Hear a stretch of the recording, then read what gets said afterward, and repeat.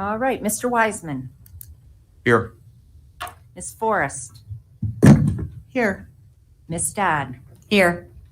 I'm here. Ms. Cotter, Here. Ms. Grisomkowski, Here. and Mr. Carlson. Here. All present and accounted for. All right, thank you. Please rise for the Pledge of Allegiance.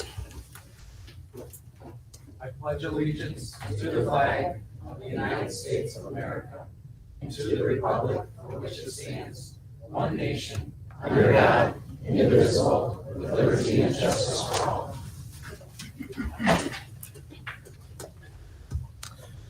All right, we've got a big agenda here this evening, but before we approve the agenda, we've got a couple of amendments to the agenda. So under new business, we're going to add item D, board goals, and then also item E, arts programming leadership. So that will be under new business. Is there any other changes or amendments to the agenda? Seeing none, all in favor say aye. Aye. All opposed? The ayes have it. Agenda is approved as amended. We'll now move to communications and reports, items from the board president. I will be doing a tribute here in a few minutes, but what I would like to do at this point in time, I would like to take the school presentations. So Dr. Salah, I'm going to turn that over to you. Thank you, Mr. President, and I would invite our White Lake Middle School team to the podium. You're up.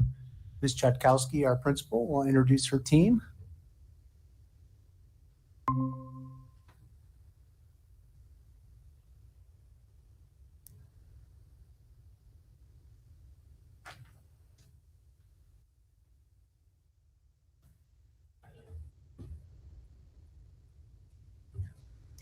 Good evening, board members, central office team, community members. As Dr. Salah mentioned, I am Michelle Chutkowski, principal at White Lake Middle School. I'm so pleased to be here tonight to highlight our Career Day. This program is something special to White Lake Middle School and is a result of the passion and hard work of two warrior teachers.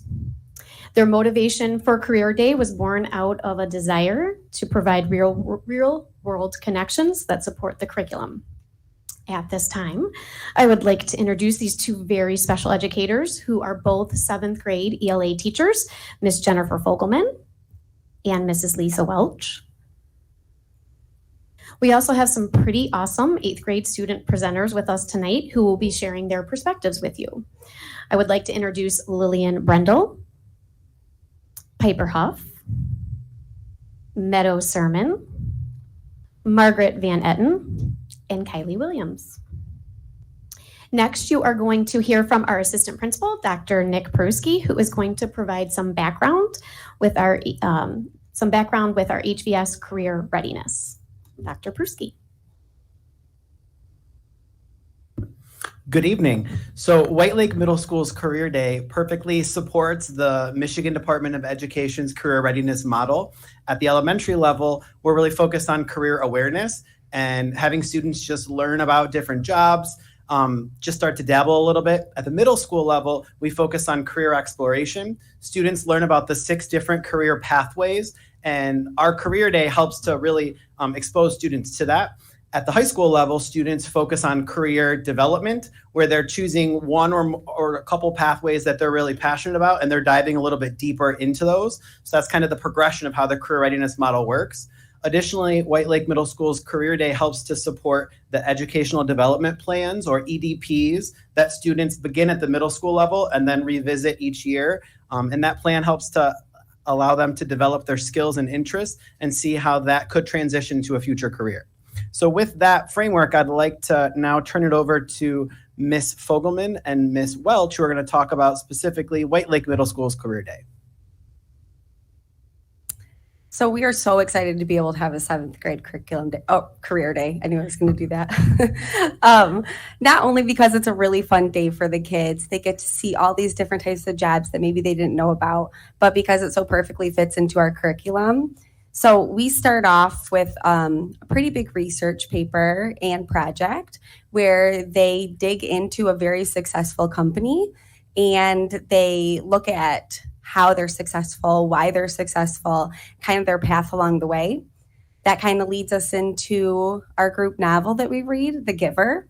And the main character in the story, Jonas, he is assigned his job and he doesn't have any choice in anything. The kids have very big feelings about this with the no choice and the no choice of their career and jobs. And then this leads to kind of like our culminating career day, where they really get to take this real life connection from their learning path and their career path that they do with their EDP and put it into real life and get to go see all of these really cool jobs. How we get to do that is we're lucky enough to have been able to have between 12 and 15 presenters come. And the kids we show them those, we talk about them, see which career paths they're in, and then the kids actually get to pick their top 5 that they would like to go see that interest them. So it's really meaningful for them because it's something that they see that they could actually obtain, and they have a really fun time with it. Oh, and here's Jennifer Folkman. I think it's really important to notice, again, the choice that we're giving our students, the ownership that they have. But we do also have to thank the administration, our parent council, and all of the teachers in our building because it is an incredibly disruptive day. Some of you have had the, pleasure of joining us and presenting to our students. It's so exciting to see the kids start to come out of that idea of, what are you going to be when you grow up, and move into how are you going to make a difference in the world? What are you going to become as a career, but also as a person to make the world a little bit better? Career Day doesn't end at the end of that day, though. Following that up, our 8th grade students, through the grants that we get with CTE, are able to take field trips through their career pathway to a company, to a university, something within that pathway to take them out of the 4 walls that we have and see even more so what opportunities are out there. I remember my younger daughter, when she was in kindergarten, wanted to be the tooth fairy when she grew up. I'm hopeful that the experiences she had at White Lake have kind of refined that a little bit. But as a parent at White Lake, as well as a teacher, I love the fact that our teachers, our staff, our kids get excited about Career Day. And my older daughter, when she was in 8th grade, got to take a field trip through the Arts and Communications pathway with Janet Buchanan, our incredible art teacher, down to Wayne State University and the College of Communications, Fine and Performing Arts, I think is exactly how it's pronounced. And it was that day that my daughter chose where she was going to college and what she was going to major in. And she is at Wayne State. I hope she's watching. I called her and told her to make sure she tuned in today. And she is majoring in what she saw that day. She's an interior design major, and it happened because we provided the Career Day in 7th grade. We support the EDP process, and we gave the students opportunities in 8th grade. I am sure she is not the only student who had that experience, but it's nice to see as a mom that the efforts of the folks at White Lake are not wasted. I think more important than even that as a mom and as a teacher is what these girls are going to say. So I'm going to have the girls share with you now. Real quick, I just had one quick little story to add. No, it's okay. Something that happened at the end of last Career Day last year. A couple weeks passed by and we got an email from a parent and asked if she could have some contact information to one of the speakers because her son came home and was so excited about this program that he heard. Long story short, it was as my brother-in-law who did the OTC program at Milford, and he received the Michigan CAT scholarship and went through a whole Michigan CAT scholarship, got a job right after, and he works in the Detroit salt mines right now. So he was telling the kids about this, and the kid went home and he was so excited about it. I want to go and I want to do OTC. I want to go. There's this really cool program. His mom contacted us, asked for my brother-in-law's number. They talked. He gave her a bunch of information. So that's his plan right now is that he wants to do OTC when he gets into the 11th grade. And he went home so excited about it. So that was something that was really cool. Last year, we had all these options for them to come in, and we hadn't had anybody from that program come in yet. So it was really nice to have that. So we are going to have our students come up, and our first up is going to be Lillian. She's going to kind of tell you about some of the people that we saw. Hi, I'm Lillian, and for the Art and Communications pathway, we had the executive chef, who was a culinary teacher at Oakland Community College. We also had the interior designer, who was the owner of Megan Rose Interiors. It was really interesting when the chef explained all of the college she had to go through to become a professional. She also brought in cool chocolate treats for us to look at and try. Now I'm going to hand it off to Margaret. Hi, I'm Margaret, and I will be talking about the business management, marketing, and technology pathway. The first person who came in for this pathway was a global lead for Google. This was helpful because it gave us an inside scoop on Google, which we use every day for school. The second person was a virtual reality trainer. This helped the students who like to play video games see how they're made. The third person who came in was a plumber. He told us a story about how he almost finished college but realized it wasn't for him. This helps students by showing you don't have to go to college to be successful. The last person who came in was in financial management. This helps students understand finances better for when they get older. Now on to Meadow.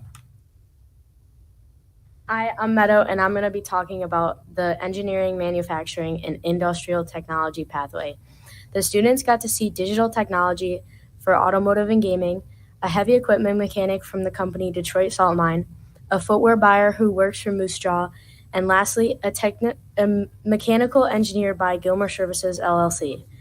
I personally got to see the digital technology presentation, and he showed us the technology behind coding and live streaming. I like the gaming presentation because I love playing video games in my free time. And next, you'll hear from Piper. Hi, I'm Piper, and the career pathway I'm talking about is health services.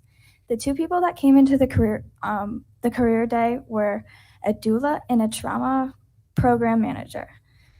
The doula helps deliver babies, and I didn't know this until I went to the career day last year, so that was some cool information I learned that day.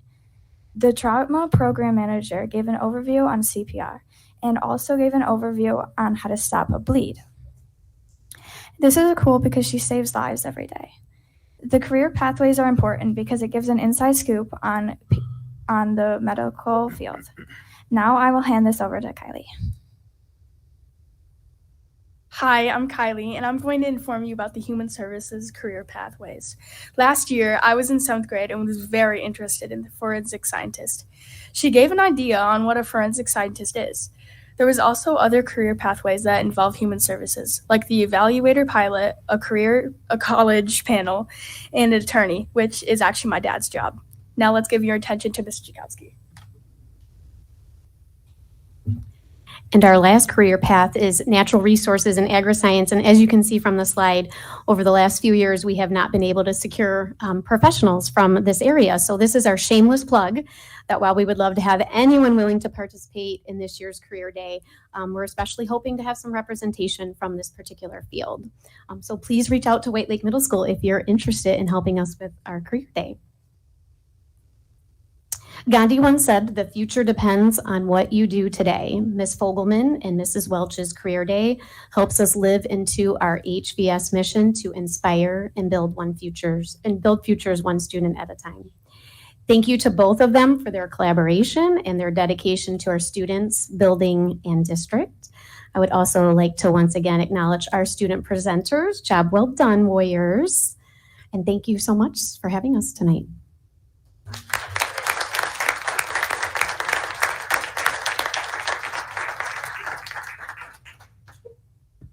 Well, let's see if we've got some questions for the board members. What I would say is I really appreciate the career day, especially in the middle school. I think what it does, we talk about rigor, we talk about relevance, we talk about relationships and how important that is. And I think the career day lights up relevance for kids. A lot of kids might be taking math, they might be taking English, they might be taking science and asking the question, why am I taking this class? I don't like it. Why am I taking it? Career Day has an opportunity to light that up a little bit. And most importantly, has an opportunity to inspire. So I really appreciate this taking place in the middle school and getting our kids ready for dreaming. So I'll open it up to any other board members. Ms. Cotter. Thank you. I just wanted to tell the Warriors that I'm pleased that they had an opportunity to look at so many different careers. So many of the ones I watched tonight on the screen didn't exist 5 years ago. And next year, the new students will even see more careers that are available. So I'm glad you enjoyed and put so much time into that day. It'll pay off. Thank you. Ms. Pastana. Oh, I didn't have a question. I just wanted to say you guys did a great job presenting. I appreciate it. Thanks for coming and all your enthusiasm. Ms. Forrest. Sure. This was a great presentation, and I would really like to be invited next year. I will have some time on my hands as an art teacher. And to Jennifer, Wayne State is an excellent school for the arts. It's my alma mater with a Bachelor of Fine Arts, so she's going to do great. It's good to hear that. Any other questions? Thank you very much for being here this evening. Thank you.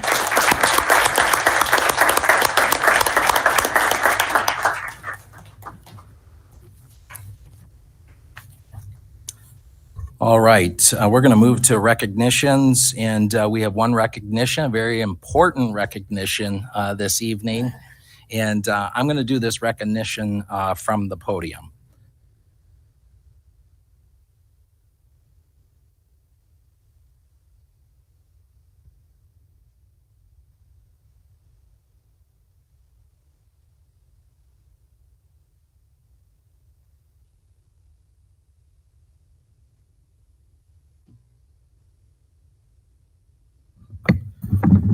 So in case those out there are wondering who the recognition is for, it's for our board member, Vice President Denise Forrest. And I think we have some extra guests here this evening. Her husband, Jim, sitting in the front row. And I think we got Luke and Jackie, if they want to send a wave there. And they have Jude and Vera. Vera can't wave just yet. I think she might be sleeping. Is that right? And then we also have, I think, Jesse. Nope. Who do we have here? Lindsay. Yes, we got Lindsay, and she's... And we've got Lindsay and Ian and Teddy, right?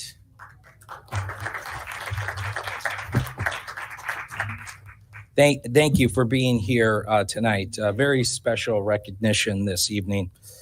Tonight we honor Denise Forrest and her incredible 34 years of contribution to the Huron Valley School District. Denise has been on the school board and serving the last 4 years, and it is a capstone to an incredible career in public education. Denise and her husband, Jim, have lived in Milford for 40 years and have raised 3 daughters. I've just mentioned who they were, Jackie, Jesse, and Lindsay, and all 3 were students of Huron Valley. Denise is an active community volunteer and leader. She is a founding member of both the Huron Valley Council for the Arts, HVCA, and the Village Fine Arts Association. She is currently the president of HVCA. She is also on the Board of Education Foundation, which raises money to provide grants to our HVS staff to enhance teaching and learning. Denise's perspectives on the board and her contributions come from a place of an individual who came up through the ranks, from a parent to a paraprofessional, to a teacher, to the HVA president, to the Huron Valley School Board. This journey has made her uniquely qualified and has given her a unique knowledge and insight on board matters. She's been an involved and active parent. She was a volunteer at Kurtz Elementary. She was known as the Pitcher Lady, teaching art history to students. That's Vera weighing in as well right now. She then became a paraprofessional 31A at-risk in-school tutor for 4 years. She then went back to school to obtain an art education teaching certificate and student taught at Lakeland High School. Then she was an art teacher in Huron Valley Schools for 22 years. Denise taught elementary art. She started out at Kurtz and then Baker and then Country Oaks. Denise taught thousands of Huron Valley students over the years, including both of my children. Denise then was elected to HVA president in 2014 and served for 4 years in that capacity. Denise is a lifetime learner. She has a Bachelor of Fine Arts, K through 12 art education teaching certificate, Master of Education, and educational leadership.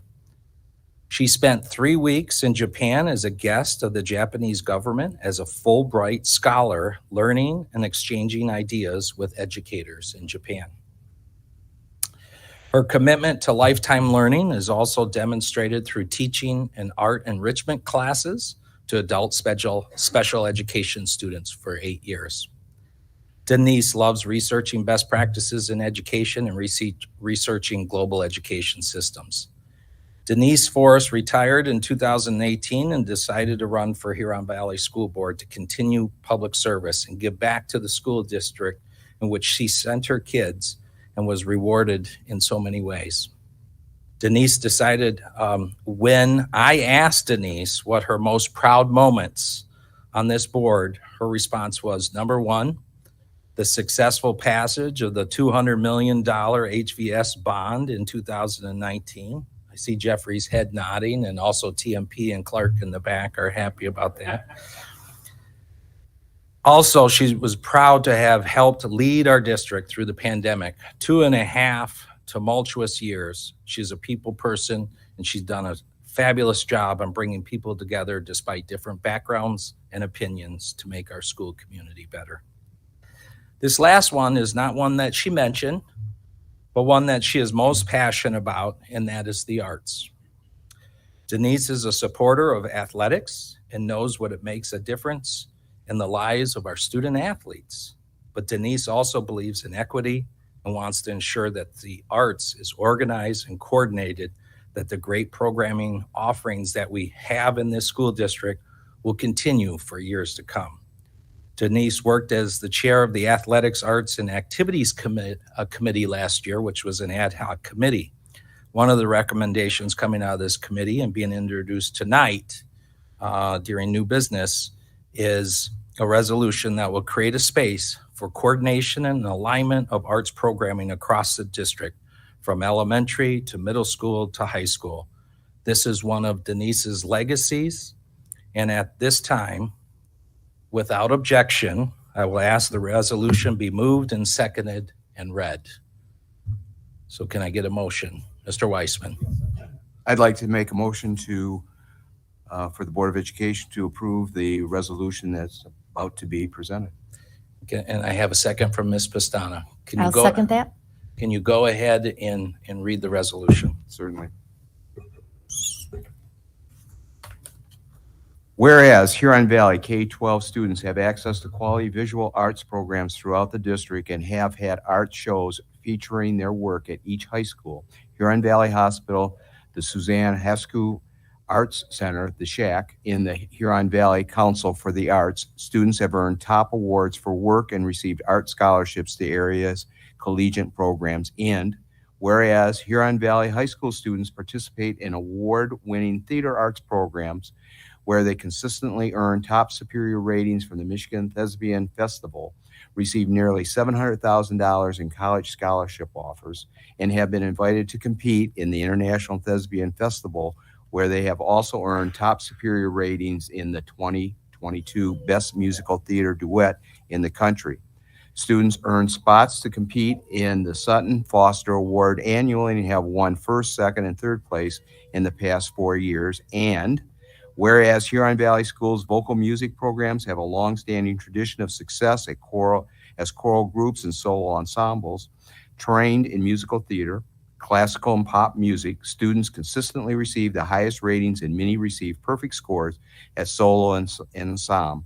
State honor choir in vocal music festivals hosted by the Michigan School Vocal Music Association. And whereas Huron Valley Schools instrumental music programs have consistently scored top honors at district and state solo and ensemble and honors in all state honors programs through the Michigan School Band and Orchestra Association.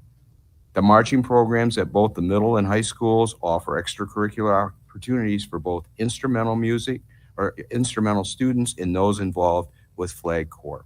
The Winter Drumline and Flag Corps also have won numerous awards and continue to be a strong, well-attended program. And whereas the Huron Valley Schools currently offers media art classes as part of the CTE program at Lakeland High School and did have those courses at Milford High School, students who participate in these programs gain both technical and interpersonal skills, and many have gone on to careers in the media arts. And whereas the Huron Valley Schools offer elementary art and music programs in every building to ensure all students have access to the arts, and whereas Huron Valley Schools have developed career technical education eligible programs in communication and the visual arts and performing arts, including broadcasting, video, graphics, and theater stagecraft programs. These CTE funded programs can be expanded and integrated into the K-12 programs to help students develop an understanding of career pathways available to them through the arts. And whereas, according to the National Endowment for the Arts, involvement in the arts can support the social and emotional learning needs of students, including teaching students how to manage their emotions and have compassion for others. The arts can also provide an outlet for students to process their emotions from disaster and trauma to begin the healing process and build resilience. And whereas a cohesive K-12 arts program coordinated by a highly effective arts educator can build strong systems of support, easy to navigate pathways for students, and curricular and extracurricular opportunities for students that build strong connections with peer groups, educators in Huron Valley Schools. Districts that have premier arts programs invest in an arts coordinator as best practice to ensure the arts have an equal voice in how these programs are supported at the district, building, program, educator, and student levels. Be it resolved that the Huron Valley Schools Board of Education is dedicated to continuing to develop a best-in-class coordinated and comprehensive arts program throughout the district as a AAA district, academics, athletics, and the arts. We understand the district and indirect impacts the arts have on students and are committed to strengthening and connecting more kids with a comprehensive arts program. And therefore, be it further resolved that the Huron Valley Board of Education supports its administration and current representation of the district arts program in creating and developing a district-wide arts coordinator position or appropriate position title based on duties assigned to be commensurate with the workload of the arts programming in other related curriculum duties. To support arts curricular and co-curricular activities of the Huron Valley Schools during the 22-23 school year. The description and related professional responsibilities of this position and the filling of this position will be completed so that the selected individual may assume responsibilities no later than the beginning of the 2023-2024 school year. The objective of this position is to ensure the continuation of current and future arts opportunities for Huron Valley School students, along with making certain that our district has adequate representation and cohesive coordination, along with clear leadership and program development throughout the district, as well as collaboration with community art organizations and the local business community. Suggested areas of focus in the development of this position include: 1, leadership, collaboration, coordination with cohorts and department chairs across the district, arts offerings in developing curriculum, professional development, special projects, programming, and events. 2, active participation with the district human resource services and district building level personnel and staff recruitment, hiring, evaluation, and retention of all art educators and art support staff. 3, district and community representation, support, and advocacy of the arts locally and also at the state and federal levels. 4, coordinating and submitting grants to provide additional financial support for the district art programs and offering. The Huron Valley Board of Education and District Administration is dedicated to ensuring that our district provides the necessary leadership, staff, and supports to continue to be a AAA school district into the future. It is our belief that this position will ensure the long-term integration and success of the arts for our students in the Huron Valley School District, and so moved. If there are no questions, Ms. Vestana, can you take a roll call vote for that resolution? Let me get my page here. All right, Mr. Wiseman. Yes. I'm a yes. Ms. Cotter. Yes, you have my full support. Ms. Grisomkowski. Yes. Ms. Forrest. Yes, 100%. Ms. Dodd. Yes. And Mr. Carlson. Yes. Motion passes. Thank you. Thank you, Denise, for your hard work.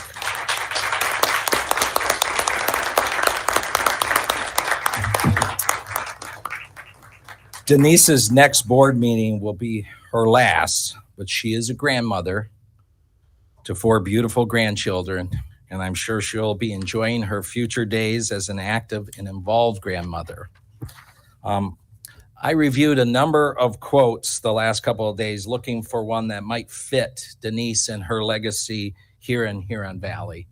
And there were a lot of good ones, but these are the 2 that rose to the top that I think really capture Denise. Education is not preparation for life.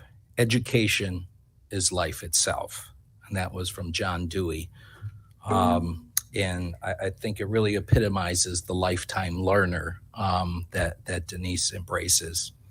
The second one is from Martin Luther King Jr., who says, intelligence plus character, that is the goal of true education. The second quote characterizes Denise's values. She is a person of character and emotional IQ, has made her an example of what true education is. Denise, if you'll join me up here for this second piece.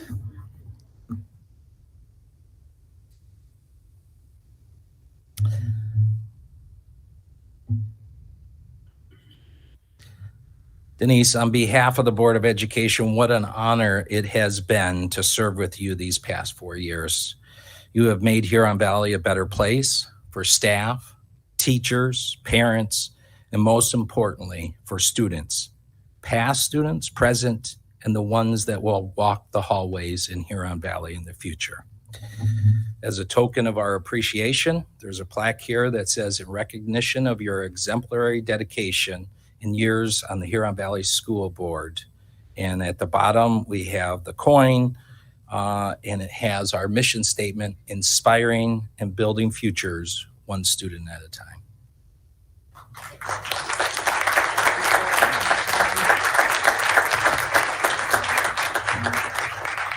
The mic is yours. Oh, the mic is mine. Watch out.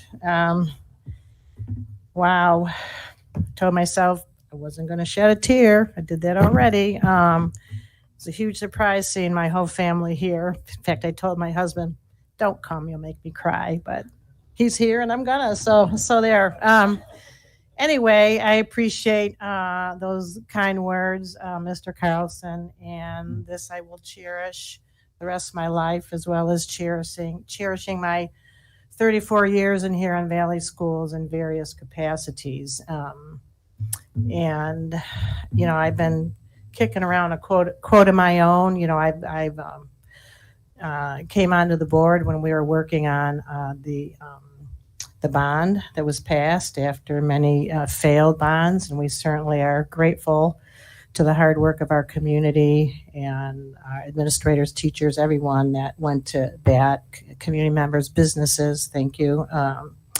And we got that passed. And then I came on board the same time as Dr. Salah did. And, you know, we talked about a little bit about being rookies, you know, well-educated in the system of public education. But, we both took on new roles, even though I've been in education for many years, and the same with Dr. Salah. So, we kind of had that common bond. And so we rejoiced in the bond that was passed. And, we got in maybe, a year or so, maybe less, no, maybe a year, a little over a year. And then this novel coronavirus came into all of our lives and affected us in many different ways.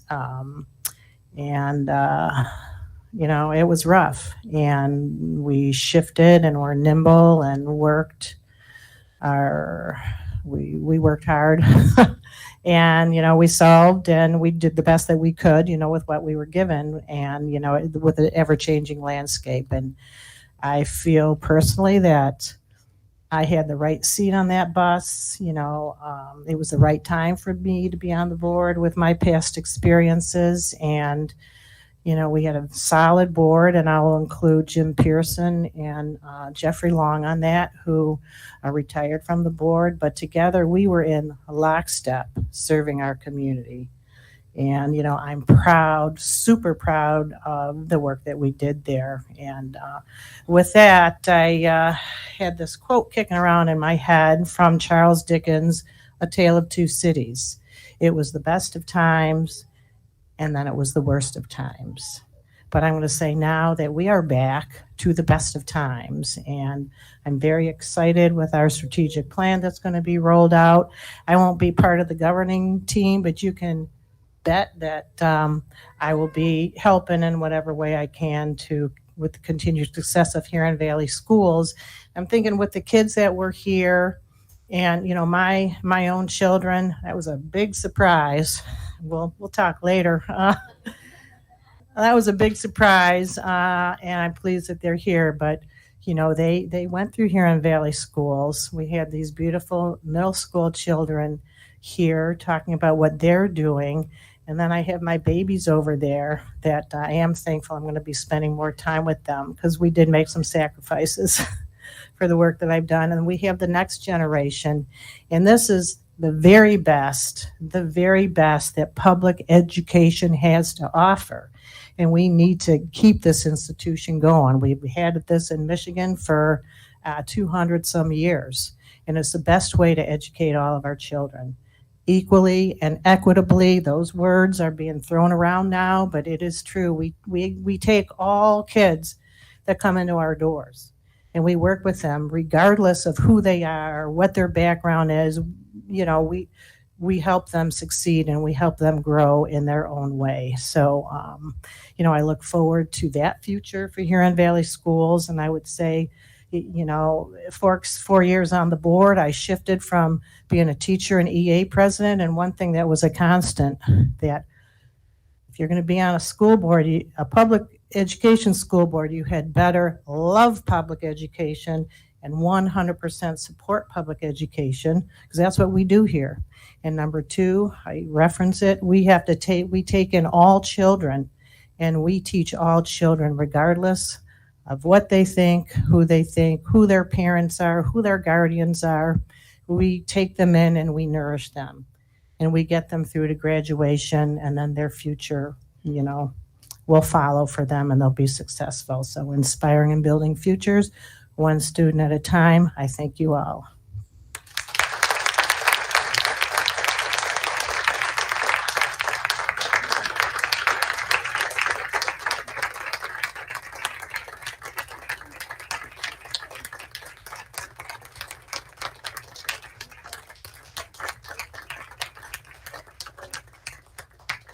Denise, go ahead and stay up there at the podium. We got a few gifts for you, some tissues for those tears. Look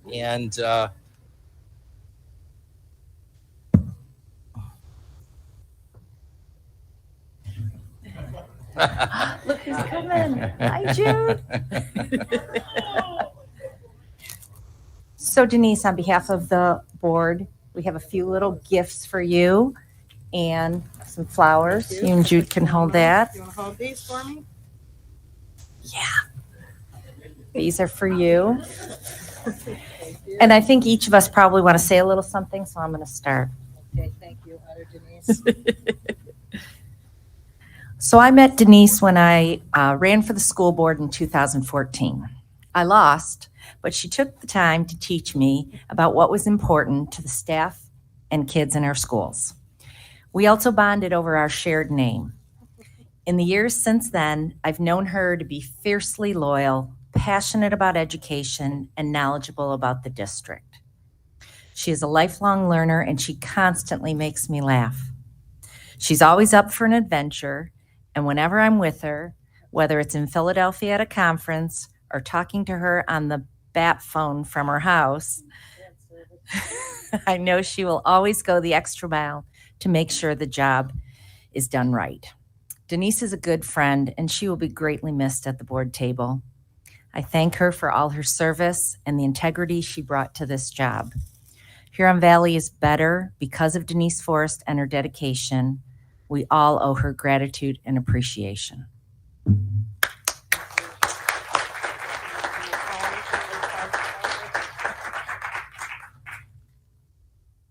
Thank you, Denise Pastana. Are there any other comments? Well, you can just do it there. Denise can make her way back unless. So Denise, I did not meet you at the board table. I met you at Country Oaks when you taught my children in art, and my children would bring home these amazing ceramics. And I still have them. They still decorate my home. So it was really interesting coming on the board and getting to know you in a very different way. You took me under your wing. You were so gracious to explain things to me, things that were outside of my knowledge base. You were patient with my questions. And, just personally, I will miss you greatly. Your service to our community cannot be overstated. Whether it was as a teacher or whether it was as our HVEA board president or on our board, what you bring to the table has been invaluable. And as I told you earlier, and as Sean said, this is the capstone to an incredible career that you should only have pride for. I will miss you.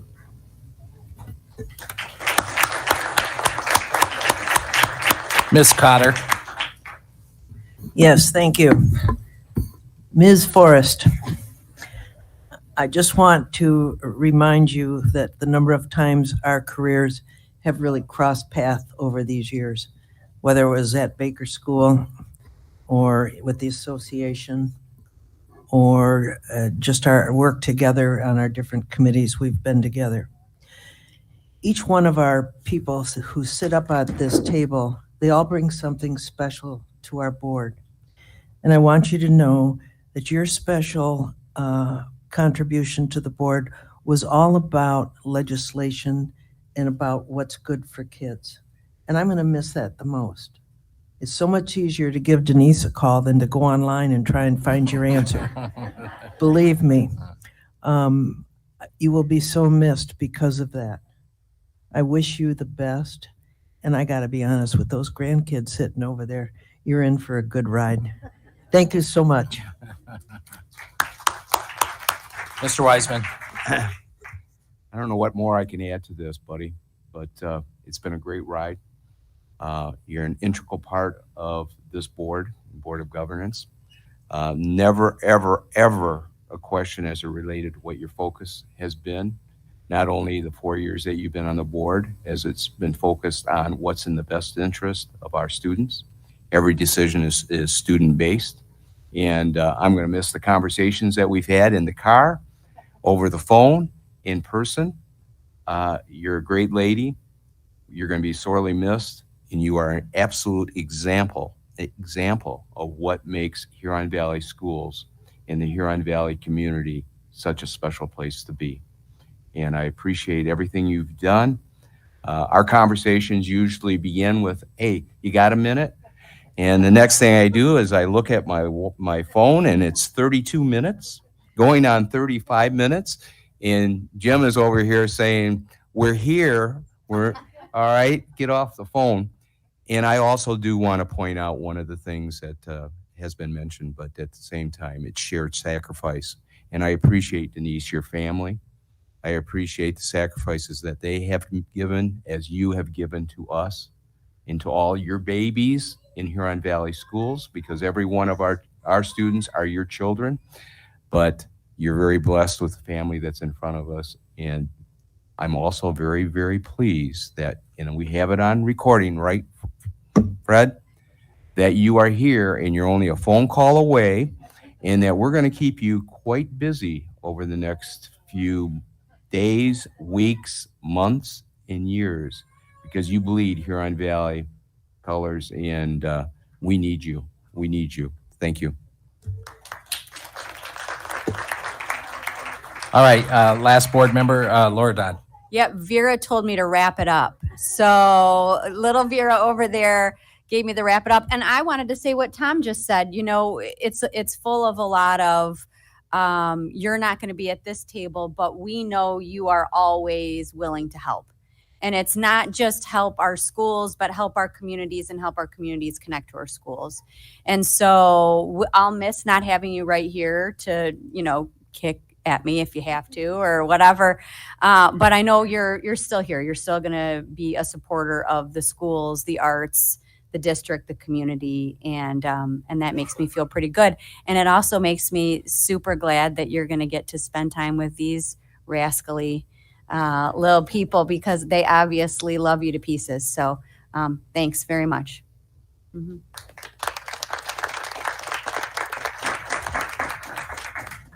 Thank you, Denise.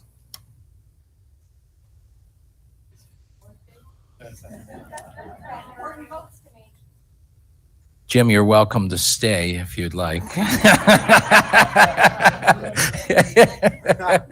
And thank you, Jim, for, I know, at least my wife tells me, the sacrifice that spouses have to. This job is not an easy job, and there's a lot of late nights, and sometimes in the last couple of years, a lot of angry emails too. And as board members, we try to shed that as much as possible. But thank you for your commitment and being behind her.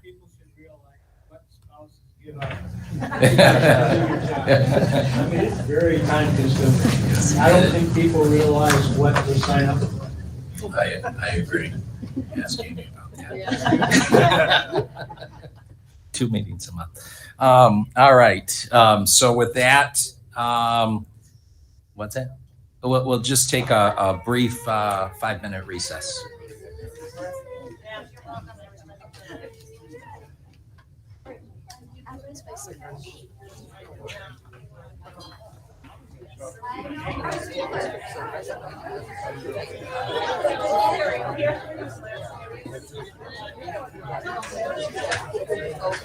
Denise a hug. I'm gonna go up and give Denise a hug.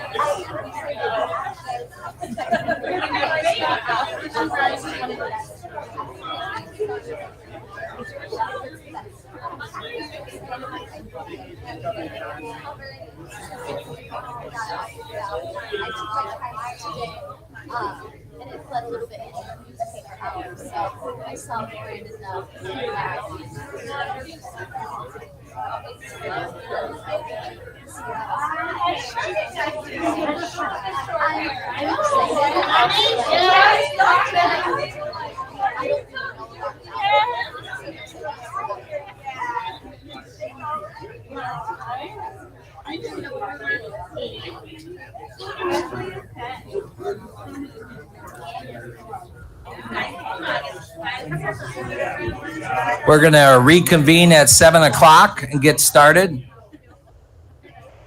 2 more minutes.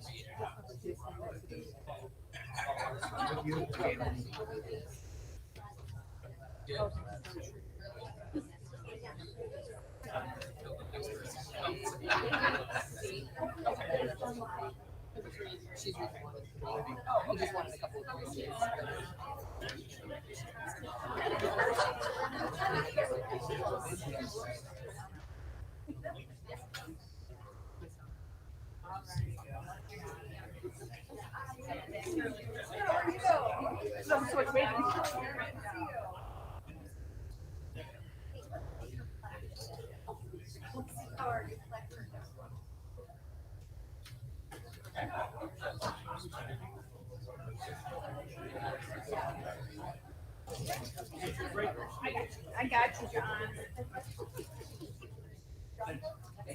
You're welcome.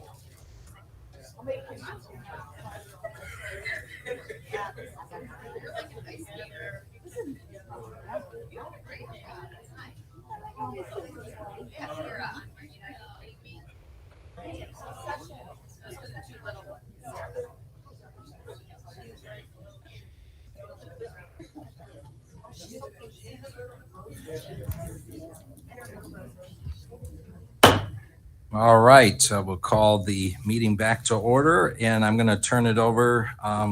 Item section 2D, superintendent communication. Thank you, Mr. President. I would just add on and echo many of the sentiments that were already shared by many board members regarding Ms. Forrest. Ms. Forrest, thank you very much. I know I speak for the entire COAT team when I say we truly appreciate you. You've worked with many of the members of our COAT team for a lot of years, not just as a board member, but you started your career as a paraeducator. You were art educator, HVEA president, and I think the COVID years should count double.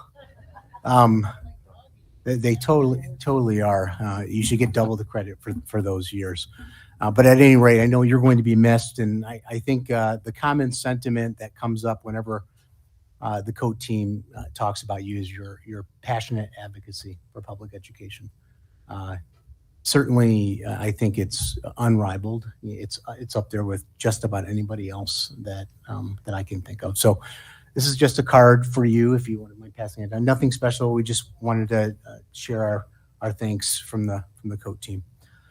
I also wanted to just give a shout out, congratulations to Isaac Perry. I don't know many of you who know him. Mr. Perry is a teacher here at Lakeland High School.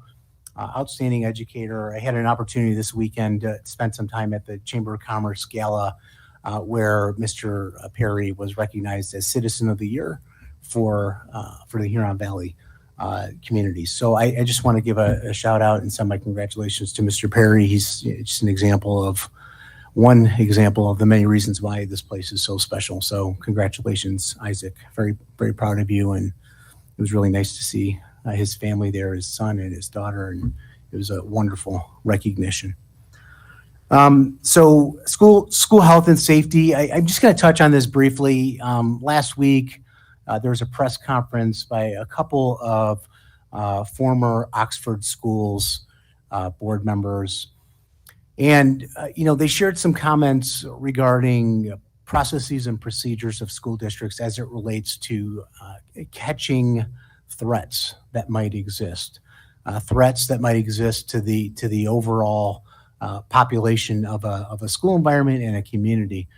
I just think it's absolutely essential for our listening audience to hear me say that we have protocols and procedures in place to identify threats and to immediately work on behalf of the school community and that student in particular who perhaps made the threat. Because oftentimes when a threat is made, there's much more depth to what is happening there. And so I'm looking at Ms. Thompson in the back. She's our Director of Student Services. She's our leader on this particular work. I know she and her team attend trainings on a regular basis. We just had a conversation in our last TLT meeting. She walked the subcommittee through the BTAM training that several of our professional educators attended. We use the University of Virginia model for threat assessments. It's a multi-page model with flowcharts that walks the school-based teams through the exact procedures that we should follow when dealing with any type of threat, whether it be a transient, meaning not a serious threat, all the way to a very severe threat. So, for our listening audience out there in our community, please know that we have the best practices in place. We do everything in our power to keep our students safe, and we're always working to perfect the approach that we take, and we're constantly attending professional learning in order to enhance those protocols and procedures. That goes also not only for threats, but if we have somebody who's exhibiting suicidal tendencies, we have procedures and protocols for working with students that might exhibit some of those symptoms. We also have a team for working through any crisis that might arise. So we just want to thank our staff for the work that they do every day, and I know we'll continue to work and get even better than we are. Last but not least, we have on the agenda this evening under new business a strategic plan presentation, but I know there are many folks here that probably want to get home to their families. So we're going to actually do this strategic plan presentation at this point under superintendent comments. And so I want to handle this, and there's three sort of main sections of this presentation. The first is I'm going to just give a high level overview of process that's been followed to date. Second, I'm going to ask representatives from each of the committees to make their way to the podium and speak to the different objective statements and action steps that have been identified. And then last, I'm going to invite Mr. John Silveri, who's here with us as well, to make some final remarks. Mr. Silveri is a third-party facilitator from the Michigan Leadership Institute that really helped us navigate and put procedures in place that would allow this process to be successful. He's just going to make some final comments. So with that high-level overview, yeah, we do. Do you want to do that first? You want us to do super? Yes. Why don't we just briefly? You don't want to stay, Alexis, for the whole presentation? Yeah. She likes this stuff. All right. Well, why don't we go ahead? You okay?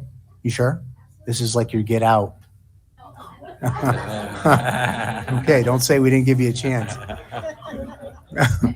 a future board member. So the why are we even talking about strategic planning? Well, our previous strategic plan is actually coming to a close at the end of the 22-23 school year. And as a school district, we pride ourselves on being forward thinking and collaborative. And so it was important for us to be thinking about the next 5 years. And so that's one reason why, as we've emerged from this global pandemic and we've continued all of our bond and sinking fund work, and as we spent a considerable amount of time last year in a task force really thinking about what the school district looks like emerging from the pandemic, we felt that this was a really nice segue to build upon our strategic plan. And then last but not least, we know that it's important for us to vision forward for our students and where we're headed. And so from a timeline perspective, 21-22 school year, I think it's important to revisit this. Some of the folks that were on the strategic plan spent another year with us. I'm looking at Sarah in the back, who spent a year with us as part of our task force, which was representatives from across the community, including our business community, answering three fundamental questions.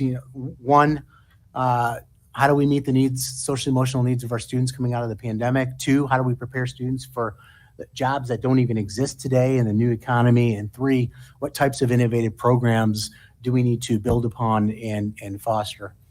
Then we moved into you'll notice several strategic plan meeting dates. August 22nd was our kickoff, September 7th, September 28th, October 5th, October 19th, November 2nd, November 16th. And then we had a culminating meeting last week where we actually shared the findings of all 5 committees with the entire group. And we collected feedback from each member of the strategic plan to really make sure that we grabbed and captured all the final thinking. And there were a couple things I will just say to our board and to those who participate in the strategic plan. There were a couple minor tweaks that we ended up making as a result of clarifying questions. For example, one of the questions around innovative approaches to calendars. There was for example, balanced calendar. I think that was somewhat confusing to folks, so we changed that language slightly just to make sure that we captured exactly what the group was after. 5 committees are as follows: innovative programming, resources and infrastructure, marketing and communications, social emotional supports, safety and security. I will not go through what each of those goal statements are because I know that the committee chairs and representatives will do that. I'm really proud of the number of participants that we had involved. We had many parents, we had community members, we had teachers, we had administrators. There was a wide breadth of individuals that represented the community. And I think you can all appreciate anytime you bring 70 plus people together, getting to consensus, the level of work that goes into that is really pretty extraordinary. And so we had some great co-chairs. Co-chairs were representative of a staff person as well as a parent. Every co-chair had a parent and a staff person involved, which I think also led to really robust conversations and ultimately landed us in a great place. I just wanted to share some of the data points that we started with. We didn't just send everyone into their 5 committees and say, go forth and come up with great ideas. We shared a lot of data with the committees, and when they met in their individual committees, they actually did a lot of follow-up to look at additional data points. And here's just a few examples of the data. Certainly the task force themes that emerged from the 21-22 school year. There was a lot of data points that emerged from the task force. Survey data from the AAA committee that was mentioned earlier this evening. We looked at enrollment data trends. We looked at bond and sinking fund enhancements and future projects. We looked at budget documentation, where we've been historically, where we are today. We looked at Recon Management, who did a security audit for us, and the Safety and Security Committee used that report in a lot of detail. And then there were a number of additional resources that were tapped into from each of the committees through their independent thinking and follow-up work. So with that, I'm going to invite our first committee up, which is the Innovative Programming Committee. For our board, you should have this document that you received last week, as well as in your board packet. This is the final draft copy for your review as the committee walks through the objectives and action steps. And with that, I will turn it over to Mr. Tabernier. All right, good evening. Thank you very much. So the Innovative Programming Strategic Planning Committee was made up of 14 individuals, as Dr. Salah shared. We have teachers, administrators, parents, community members, business owners as a part of our committee, and we were focusing on innovative programming. So our goal for our group was the Huron Valley Schools will develop innovative programs designed to create enrichment, focus on career technical education, and create a learning environment that maximizes instructional minutes to create greater learning opportunities for students. Our committee worked through all of these programs, the data, the binders that everybody received, and developed 3 specific objectives. And so I'm going to turn it over to a couple of our committee members. Ms. Libby Held is our assistant principal of Lakeland High School, and Megan Weeks is our coordinator over at Milford High School and teacher at Milford High School. So they're going to go through the 3 objective statements. Thank you. And I definitely appreciate the opportunity to serve on the Strategic Planning Committee. It was a wonderful experience, eye-opening. So one of our first objectives that we have here is the Huron Valley Schools will design and implement innovative core and elective curricula that provide greater student choice. We definitely, when we started to think about this topic, wanted to make sure that students who went into career technical education were not necessarily seen as non-achieving, okay, that this was just as rigorous as a college-bound student. And we definitely wanted to try to improve our programming here. So we're going to start out by conducting surveys or for teachers in order to find out their interests as well as their credentials. So we can start to provide greater choice for students in the electives. We'll also implement additional options for middle school electives and identify alternative pathways for meeting both state and district required electives. And then we would also engage instructional staff with reviewing and clearly defining the curriculum process at all levels. Our second group talked about scheduling and structures, and the Huron Valley Schools implement flexible scheduling and structures designed to maximize learning opportunities for all students. This group's goal was to really look at the day itself, the hours, how the day was organized, how the buildings maybe were organized within the structures. So they came up with these 3 points. Engage stakeholders in data collection and analysis to drive decisions that lead to greater opportunities for enrichment, intervention, and routine teaching opportunities.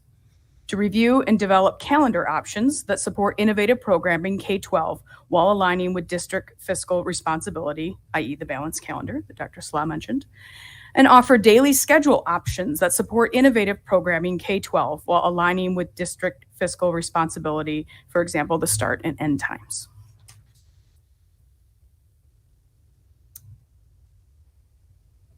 And like the White Lake Middle School students showed you in their career day presentation, many of the careers that we are going to see within the next 5 years haven't even been developed yet. And so this last goal or objective that we had here really kind of talked to that idea. So the Huron Valley will expand career, technical, and vocational skills by increasing exposure and learning opportunities at all grade levels. In order to do this, we're going to increase exposure to various career opportunities. We did provide some examples, but they are not limited to these examples, like 13th year program, Oakland Schools Technical Center, in partnership with businesses and industry. And that was one thing that we really wanted to focus on, is gaining a better connection between different businesses in our community. The second objective was to expand the career technical education department into the middle school level.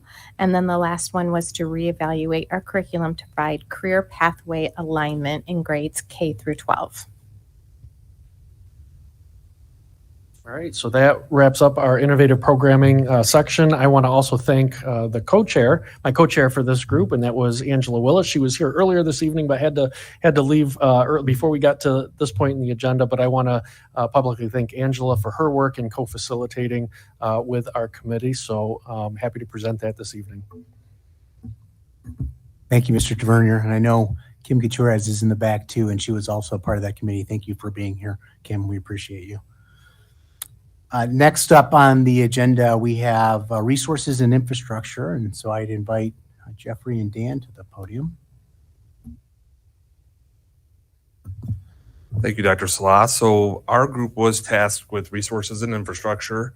This is Dan Gilmer. He was my co-chair and a community member and parent of 2 Lakeland graduates.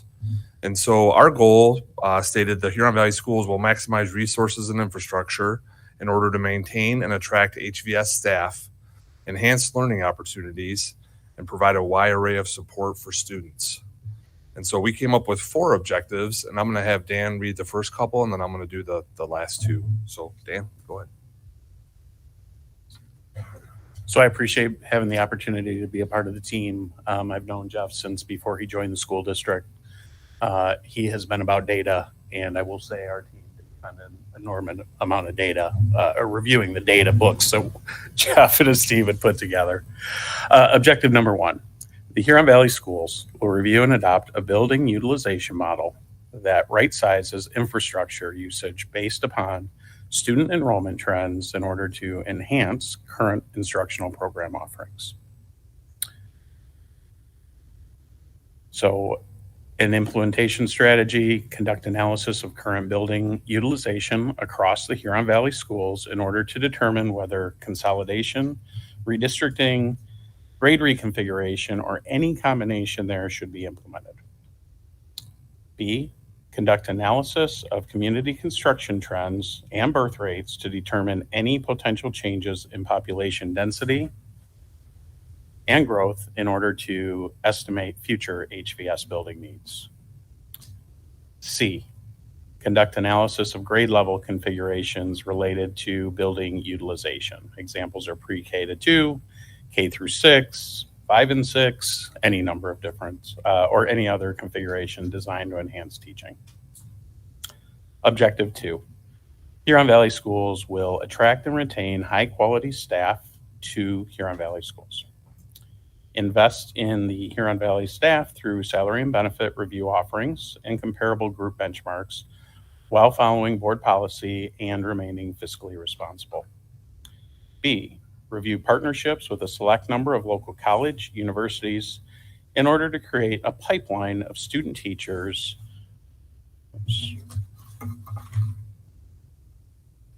All right, just a break. Pipeline of student teachers, and then I went to, two Huron Valley schools. I apologize. Create a pipeline with specific universities that want to continue to desire to be here.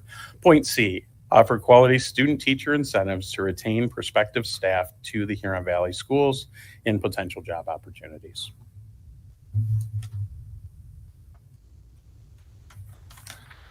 And then our third objective statement was the Huron Valley Schools will adopt a strategy of requesting a bond millage once additional debt is paid down on previous bonds.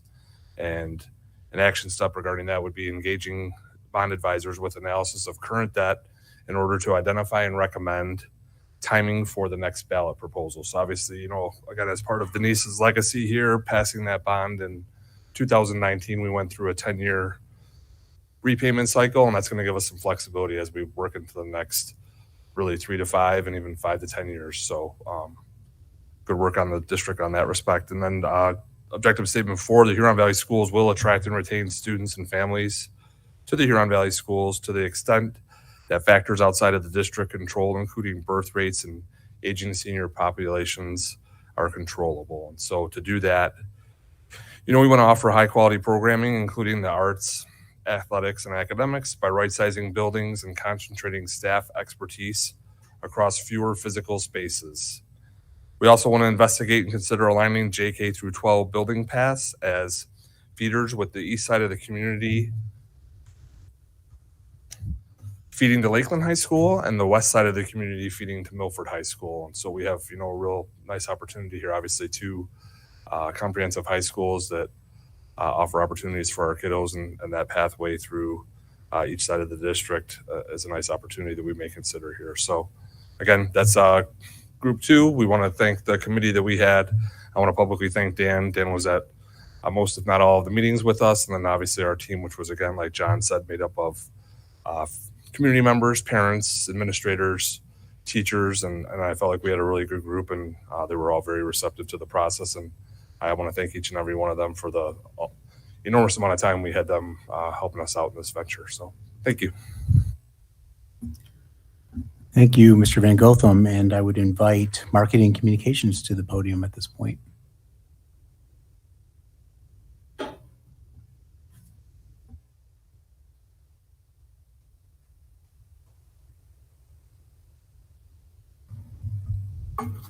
Good evening. We started out, obviously, like many other groups, with parents and grandparents and business owners and teachers and principals, and it was an incredible opportunity where we spent many meetings brainstorming and really came up with 2 overarching messaging for our marketing communications. One is making sure that we're educating and informing our community, our school community, and the businesses around us, and also making sure that when people want and need that information, that it's readily available. So we really took those 2 overarching, and we came up with our 3 objectives.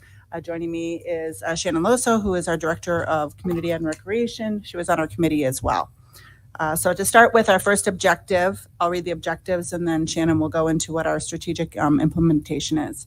The first objective is the Huron Valley Schools will increase positive images of the district. All right. So before I talk, I want to take 2 seconds to also thank the committee. I was able to participate in and everything like that. And also, Denise, congratulations. And I'm going to recruit you now. You know that. You're going to come back and work with me now after you get a little break. So I just had to throw that in there real quick. So anyway, as far as our implementation steps, we're looking at more consistent positive stories on individuals, including but not limited to students, staff, community, and board members. Clearly define and establish expectations and accountability for visible and consistent communication at individual schools, and identify and highlight upcoming district and school events. Objective number 2, the Huron Valley Schools will ensure stakeholders are well informed regarding district opportunities and developments. The Huron Valley Schools will communicate what resources are available for parents regarding a variety of topics. For example, social, emotional learning and well-being and life skills. The Huron Valley Schools will communicate its mission, vision, educational philosophies, policy updates, and decision-making when appropriate and applicable to the larger community. And then the Huron Valley Schools will communicate information in easily accessible formats, including but not limited to the district website, social media, newsletter, email, phone calls, voicemails, and chat rooms. The district will also broaden digital communications, for example, blog, shared toolkit, with the baseline year being the 2021-22 school year. And then lastly, for this one, the staff receiving stipends at each school will have clear expectations, training, and a framework with which to carry out the district expectations for social media communications. And our final objective, the Huron Valley Schools will build stronger relationships and community support. All right. And Huron Valley Schools will continue to grow and nurture its rapport and relationships with businesses and also promote positive stories about our business sponsors and partnerships. The district will continue to grow and nurture its rapport relationship with community partners, for example, townships, law enforcement, colleges, and also promote positive stories about our community. Oh, one more. Huron Valley Schools will continue to grow opportunities for two-way communications by highlighting and increasing avenues to connect with the district and understand who their contact should begin and end with based upon the variety of contexts and circumstances. And that completes the marketing communication plan for the next 5 years. Thank you. Thank you, Barb. Thank you, Shannon. Nice job. I would invite the social emotional learning group to the podium. Terry and Sarah. Good evening. Much like the other groups before us, we had a very robust group, highly collaborative. We really didn't need norms because we just seemed to gel and live into the work that needed to be done. But with that, we had 13 very invested members from parents, teachers, social work, union leadership, admin, and a community mental health provider. With that, Dr. Rooney, Tiana Rooney, was hoping to be with us this evening, but she couldn't shift a client, and so we miss her, but we thank her for her significant investment in Huron Valley. I also have parent extraordinaire Sarah Empey with us this evening, who is going to help partner sharing the great work that we are offering to the Board of Education for review.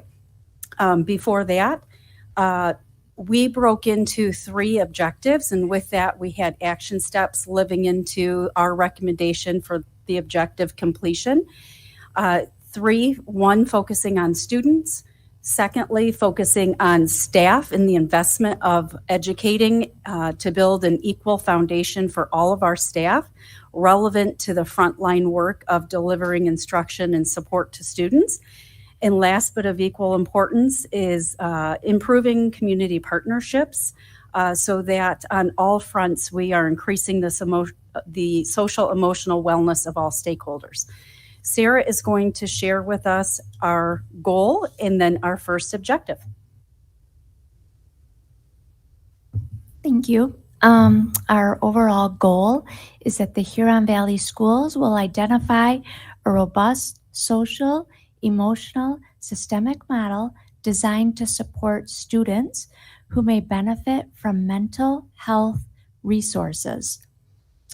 And the first objective that focuses on the students is that the Huron Valley Schools will foster an intentional culture that focuses on positive attitudes towards self and others.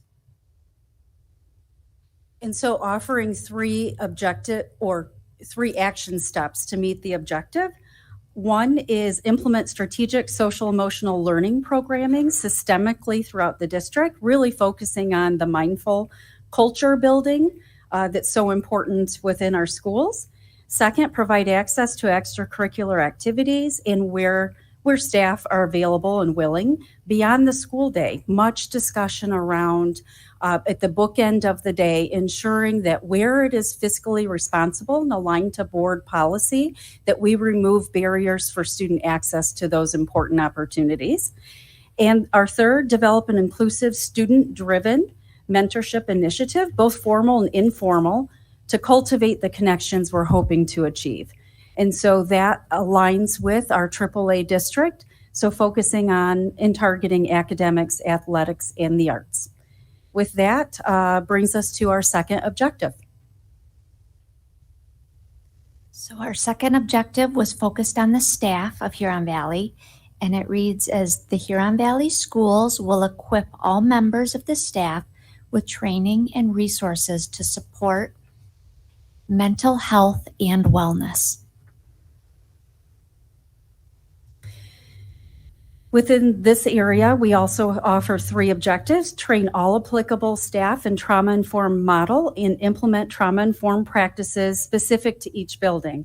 So we've done a very nice job of bringing opportunities to the district for staff to engage and to really equip their toolbox. But we want to make sure from our conversation at the committee level is that we build a foundation across all applicable members to ensure that that toolbox is equally built, so that those in front of children every day are at the same level of having some deeper understanding around trauma-informed practices. Additionally, we came to develop and implement professional learning, focusing on the continuum of mental health and wellness to understand the unique needs of all students throughout the district. So again, this is investing in our staff by doing these pieces to ensure that as students bubble up, that each of us as professionals are able to meet the unique needs of our learners. And last in this area, review recommended ratios for ancillary staff to determine and adjust applicable staffing to support these social emotional goals that we're bringing forward, while of course, again, ensuring the district remains fiscally responsible and consistent with board policy. And last, but of equal importance, again, objective number 3, which is again, focusing on our community. Objective 3, the Huron Valley Schools will honor and develop meaningful connections and experiences by partnering with the community to support the mental health and wellness of our students and families.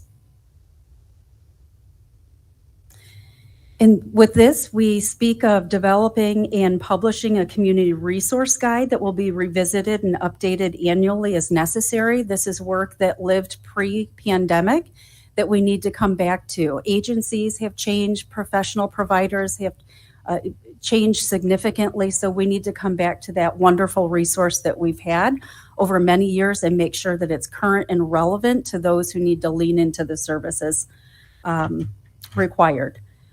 Also, provide consistent and diverse opportunities for families to engage and contribute to experiences that support social emotional wellness. So again, providing parent education opportunities, surveying our families. Of course, we do a wonderful job with resource night. We have a winter drive. There's so much that's done, but we recognize that there are more opportunities to continue building on where we are. So with that, that completes objective number 3 and completes goal number 4's recommendations. Thank you. Thank you both. Excellent job. Last but not least, we have Josh Lord here with us to represent the Safety and Security Committee. And I think, oh, yes, and Jeanette's going to join him. She was on the committee as well.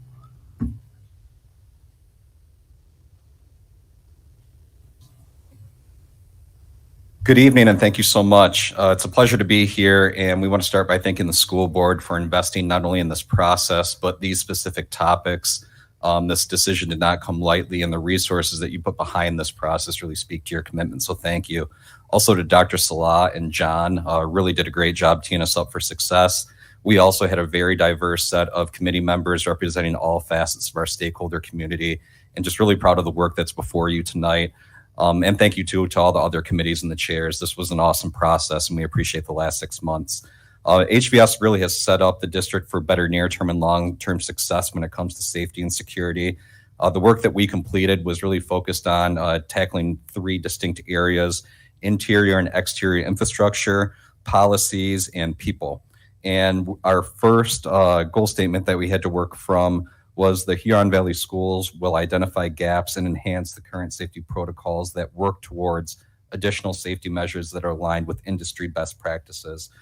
Jeanette from Dr. Salah's co-team is going to step up and walk us through those 2 main objectives that we settled on, and also the nearly dozen action steps that are going to allow us to serve our stakeholders better. So that way we do have an everyday culture of safety and best practices for the next 5 years. Jeanette, you want to take it over? Thank you, Josh. Yeah, our team did some great work, and we're really proud of being part of this committee, so thank you. Our first objective statement is the Huron Valley Schools will appropriately staff individual buildings to address safety, security, social, and emotional needs while ensuring the district remains fiscally responsible and consistent with board policy. So a strategic action step to support that, the Huron Valley Schools will develop and implement a standard for all levels to staff buildings based on respective attributes and needs. Objective statement number 2, the Huron Valley Schools will establish a safety and security committee to advise on the adoption of policies and implementation of procedures that are aligned with safety and security best practices. We have quite a few action steps, so I'll try to summarize these. Just kind of going through the safety and security, committee. We will create a committee to advance structure of oversight, focusing on staffing, interior and exterior infrastructure, policies and procedures, and our stakeholders within 6 months of an adopted strategic plan. The Safety and Security Committee, under the direction of Huron Valley Schools, will establish checklists, timelines, and procedures to monitor progress with fidelity within a year of an adopted strategic plan. Again, the committee itself, we really kind of wanted to develop a plan where we would be in consultation with certain groups for safety measures, for building leaders, advise on the implementation of plans, and then also kind of name a primary point of contact and safety and security chair to support these initiatives. And then in addition, advise with central office leadership, the adoption of a clear and consistent visitor management protocol. A lot of these things will be revisited on an annual basis. Collaborate with student support services on advise central office leadership on the systematization of threat assessment tools, also putting protocols into place. Sorry, these are a lot. And then in addition, the systematization of the district's crisis response procedures and protocols regularly. And again, working with, visiting the practices annually and working to, if we have to implement any modifications, working with state police or other law enforcement agencies. And then finally, the Huron Valley Schools will provide periodic updates to the community through the district parent council and other communication structures that exist throughout the organization. I think that about wraps it up. Anything else? All right. Thank you so much. Thank you, Jeanette and Josh. So I'm going to invite Mr. Silveri to the podium, and while he's coming up, we'll take any questions that the board might have also. But before I turn it over, one thing I wanted to mention as well is there's a lot in this strategic plan. And I think it's important for the community to know and our listening audience to know, just because it's in the strategic plan doesn't mean we're not doing some form of many of these things. So for example, we have a threat assessment procedure. You heard me speak to that before. This, however, formalizes our focus as a school district to revisit it annually.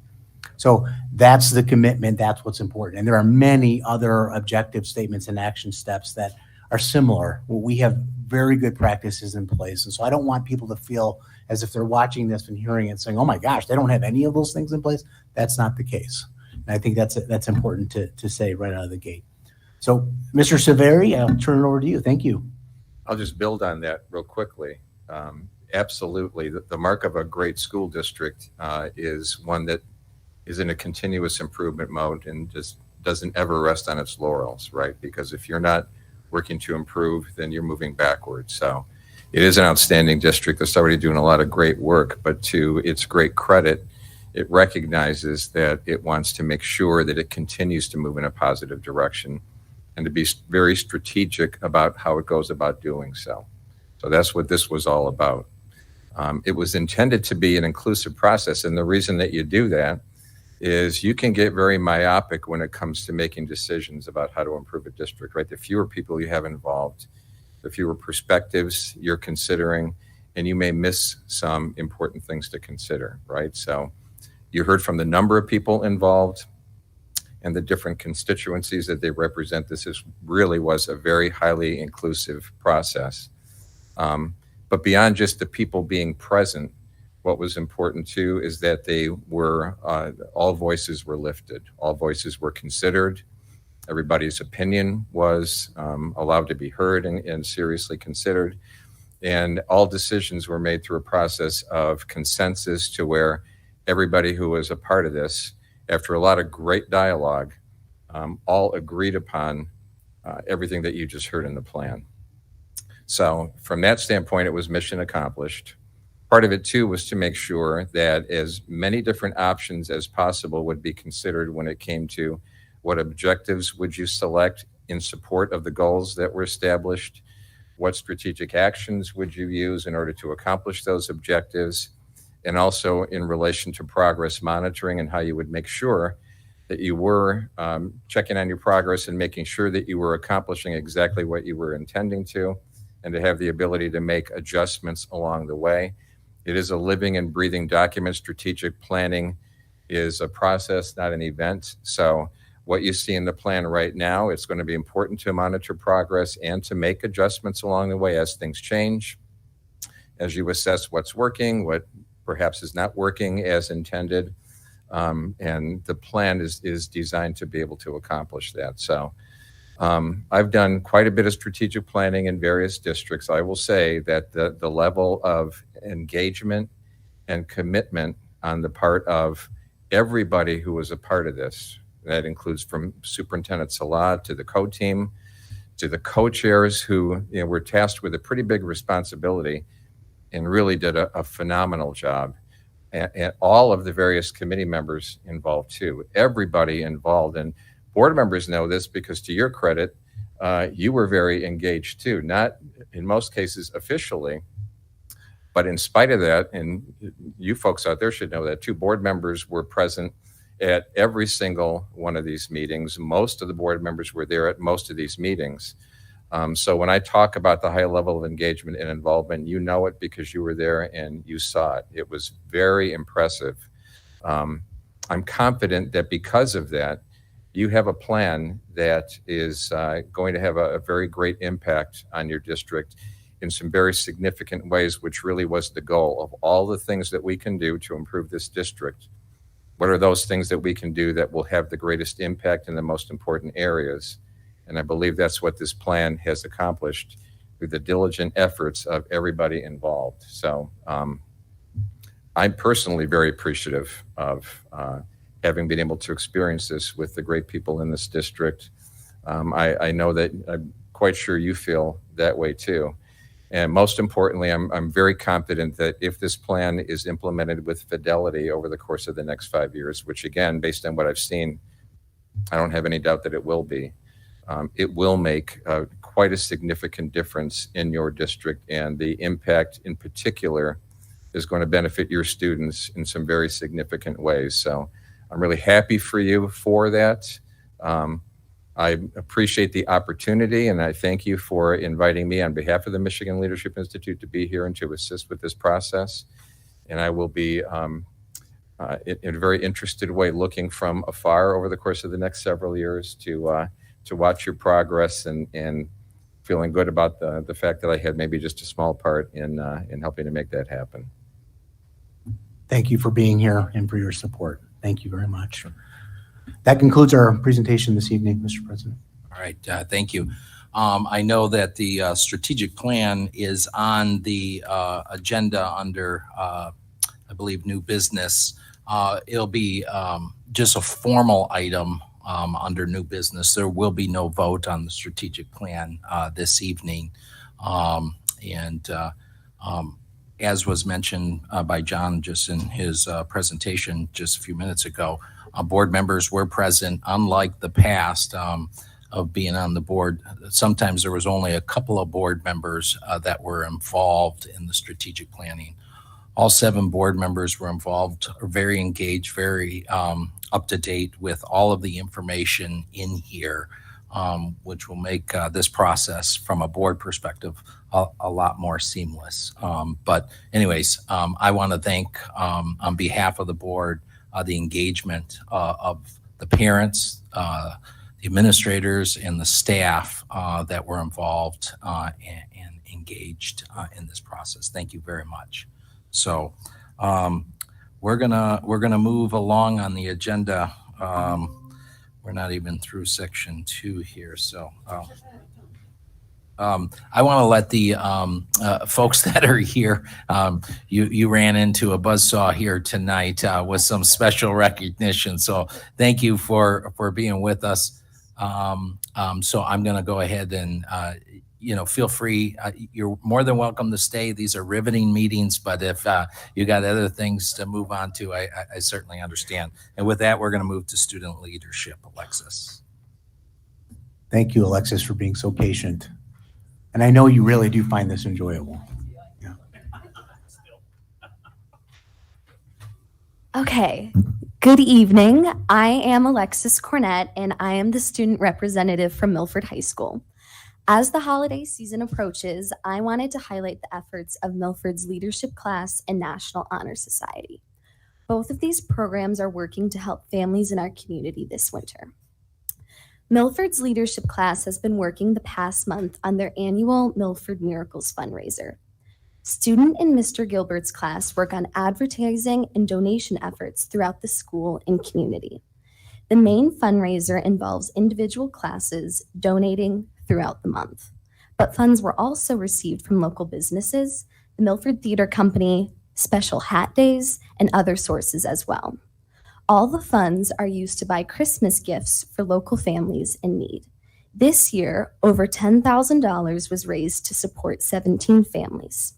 Leadership students will be buying gifts for each of the families tomorrow and delivering them later this month. For many leadership students, participating in Milford Miracles is one of the highlights of this elective class.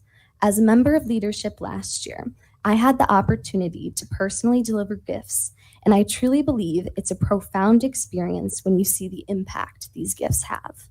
From the toys and Legos to clothes and hats, knowing that each of these items is going to a family in need is something I know each leadership student never forgets. Milford's National Honor Society is hosting a coat drive as their winter service project to benefit community sharing. NHS holds 2 large service projects, one this time of the year and one in the spring, that all members participate in alongside their individual hours. NHS members have been working to collect and advertise for the coat drive and will be delivering the coats to community sharing next week. Bins have been set up in the common area of Milford High School to collect new or used coats for all ages, kids through adults. Today, as I was walking to my 3rd hour, I was really excited to see that the bins were practically overflowing with coats. Community sharing is a really special part of the Huron Valley community, and when choosing the winter service project, this was certainly in mind. We will have a final total soon and are looking forward to the final service project of the year in the spring.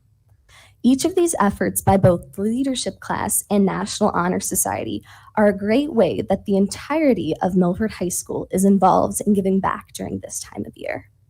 I just wanted to take a moment. I know we've been focusing on Miss Forrest this evening, so I wanted to thank, on behalf of the student leadership, the opportunity we've had to watch Miss Forrest as a part of the TLT subcommittee, and she's been an incredible role model and inspiration to me. I think it is vitally important to have a K-12 arts coordinator and that representation, especially as a student of the arts myself. I think you can tell the devotion of a board member when they are present at student events throughout the district. Miss Forrest is one of the ones who is always at the Milford events. Specifically this year, I saw her at both the Milford musical White Christmas as well as the National Honor Society. And I will certainly miss seeing you. So I'm so glad I was able to share the stories and experiences with you all this evening, and I will be back at future board meetings soon. So thank you. Thank you, Alexis. All right, we will move to association communication. I know Ms. Hollander is not in attendance this evening. I don't see any other associations. So we will move right along. Madam Secretary, any correspondence? No correspondence this evening. Okay, and I do know we have a treasurer's report. Mr. Wiseman would like 3 minutes, so go ahead. Yes, I'm not going to use up my minutes because I'm going to pass it on to our CFO, Jeffrey Van Gothen, to once again elaborate on the success of our 2019 bond issue that was supported by our community and the great things that are being accomplished in the district for our students, staff, and community. So with that, Jeffrey.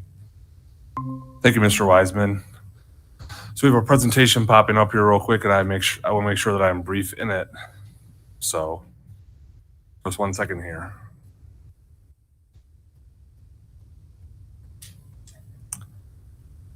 There we go. Okay, so we're going to talk very briefly about the 2019 bond program.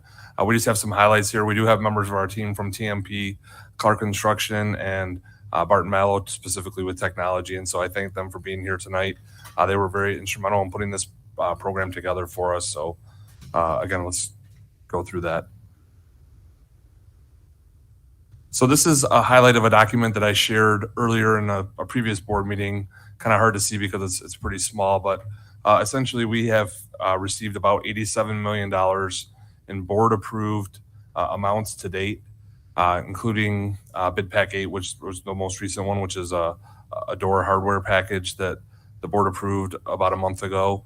And so again, like we talked about, we have a $182 million bond. We have about $25 million coming from our sinking fund, and then we had about $5 million that was available from previous sinking fund that was able to be used as a part of this current program. And so you can see this is what the depiction of Lakeland High School looked at prior to the remodel of both the tennis courts and the track and turf field. This is the Lakeland tennis courts today. They have nice LED lights so that the community as well as our teams can use the courts both during the day and in the evening. This is a drone shot of our current field, which again has been very well maintained, but we have an upgrade to the track surface as well as state-of-the-art turf and what we were told is the largest logo eagle in the country for a high school field. So if you've been at the field, you can see it's a pretty big eagle, but representative of the community and Lakeland High School in particular. The Lakeland Eagle concession building. So another thing that was added as a result of the bond program, this was technically where the previous tennis courts were and part of the parking lot. And so that's been used the last couple falls and it's been very well received. This is a prior look at what the Milford High School tennis courts and football stadium looked like pre-construction. And then you can see again, just like the Lakeland turf, state-of-the-art turf with again, a very large Milford logo. And then we were missing the track piece to it. So we did add the track here. This was also upgraded to, a very good track surface that our athletic teams have had great benefit in utilizing. This is the tennis courts, obviously brand new and upgraded to the latest and greatest. We have a new shot put pad, which I know you guys all came here tonight to see. So there you go. You have it. Now the meeting can be complete. Boulevard upgrades, obviously the brand new boulevard that runs along Milford High School as well as our admin building and Heritage has been upgraded with obviously new paving, new center programs with LED lights, and then obviously the trees that are maturing before our eyes, but will take a while to become fully grown. Spring Mills Elementary, again, all of our elementary schools have been completed through bid packs 4 and 5, and this is some of the finishing touches on some of these buildings here. This is pre-construction. Obviously, we were fortunate enough to have a brand new gymnasium put on, as well as 2 additional classrooms. Some of the front entrance and then the new gymnasium, again, a real source of pride for the community and good new spaces for our schools. Oxbow Elementary, again, the front office and then the safe and secure main entrance, which was a big part of the focal point with this bond, safe and secure entrances. And again, the updated gym as well as our cafeteria, which to me is one of the nicest spaces we've updated. Oxbow's cafeteria looks amazing with the detail that they put into that space. Apollo Early Childhood Center. So this is a view from the front here. Again, a safe and secure entrance, which highlights all of our buildings now as they've been under construction. And then again, some motor skills space for the students, as well as the updated media center area. Heritage Elementary, again, safe and secure entrance, updated, outside paneling as well as painting. The inside the front office, and this is actually, I believe, Miss Stevens' office, the principal office. Lakewood, same thing. You can see the concrete bollards in front of the safe and secure entrance, just another security feature that helps us as a district. But the similar theme that you can see with all of our elementary schools, that very obvious front entrance that's safe and secure. Lakewood was also the benefactor of a new gymnasium, as well as new cafeteria space with the new cafeteria tables that were also a part of the bond program. Highland Elementary, again, you can see some of the before shots. The before shot is on the right, the after is to the left. And so a lot of work done there. A couple additional classrooms were a part of that program, as well as the safe and secure entrance. And then this is actually the art space, as well as the music room, which were the added features of the new program. Country Oaks Elementary, you can see this beautiful entrance sign that we created. Those are actually similar at all of the elementary schools. And then the front entrance, again, very similar to the other schools that we've talked about, but a safe and secure entrance with concrete bollards at the front of the entrance. Updated front office, as well as the cafeteria or common space that they use for extracurricular activities as well. Kurtz Elementary, again, a shot during the day and in the evening of our safe and secure entrance. And then the new front office, and then just an updated classroom. Johnson, same thing, some before shot in the upper left corner there, and then obviously the safe and secure entrance. You can see what a difference that made there. And then, updated locker spaces, as well as an updated classroom. And then I wanted to speak briefly on technology here. So part of the updates were the Loom system. You can see the kids on the left, they're actually playing like a interactive, you call it like a video game because it's a video display, but, part of the learning environment. And I think that that's been well received, as well as, some of the smart technology on your right. It's important to note that, all of our classrooms will be upgraded to that new smart TV model. It's about a 75-inch screen. And that one of the things that we're really proud of as a district, and, John Tavernier's efforts here is one-to-one technology for all of our students. So all of our students have access to technology. I was actually speaking with a new homeowner who moved in across the street from us, a new young parents, and one of the questions they asked is, for your school district, are you a one-to-one district? That's really important to us as we're looking at, our daughter's like 11 months old, but this is something that parents of that generation are thinking about. So I was happy to report that we are doing that, and that was something that grabbed their attention. So wanted to talk again, the biggest part of this bond program, safety and security, it's always at the forefront of all of the discussions, not only from the Board of Education, but also the co-team, the cabinet team at a building level, and some of the highlights that we can talk about: safe and secure entrances, security cameras and updated monitoring software, flooring, paving, including those concrete bollards that we spoke to in the pictures, doors and door hardware, emergency monitoring system, and fencing are just a few of the many things that this district is committed to investing in. And obviously, as a result of the strategic plan that you heard this evening, even more of a focal point over the next 5 years as well. So thank you, Mr. Carlson. Thank you. That was a great treasurer's report, Mr. Weissman. I couldn't have said it any better. Nice job, Jeffrey, and thank you, TMP and Clark, for being here as well.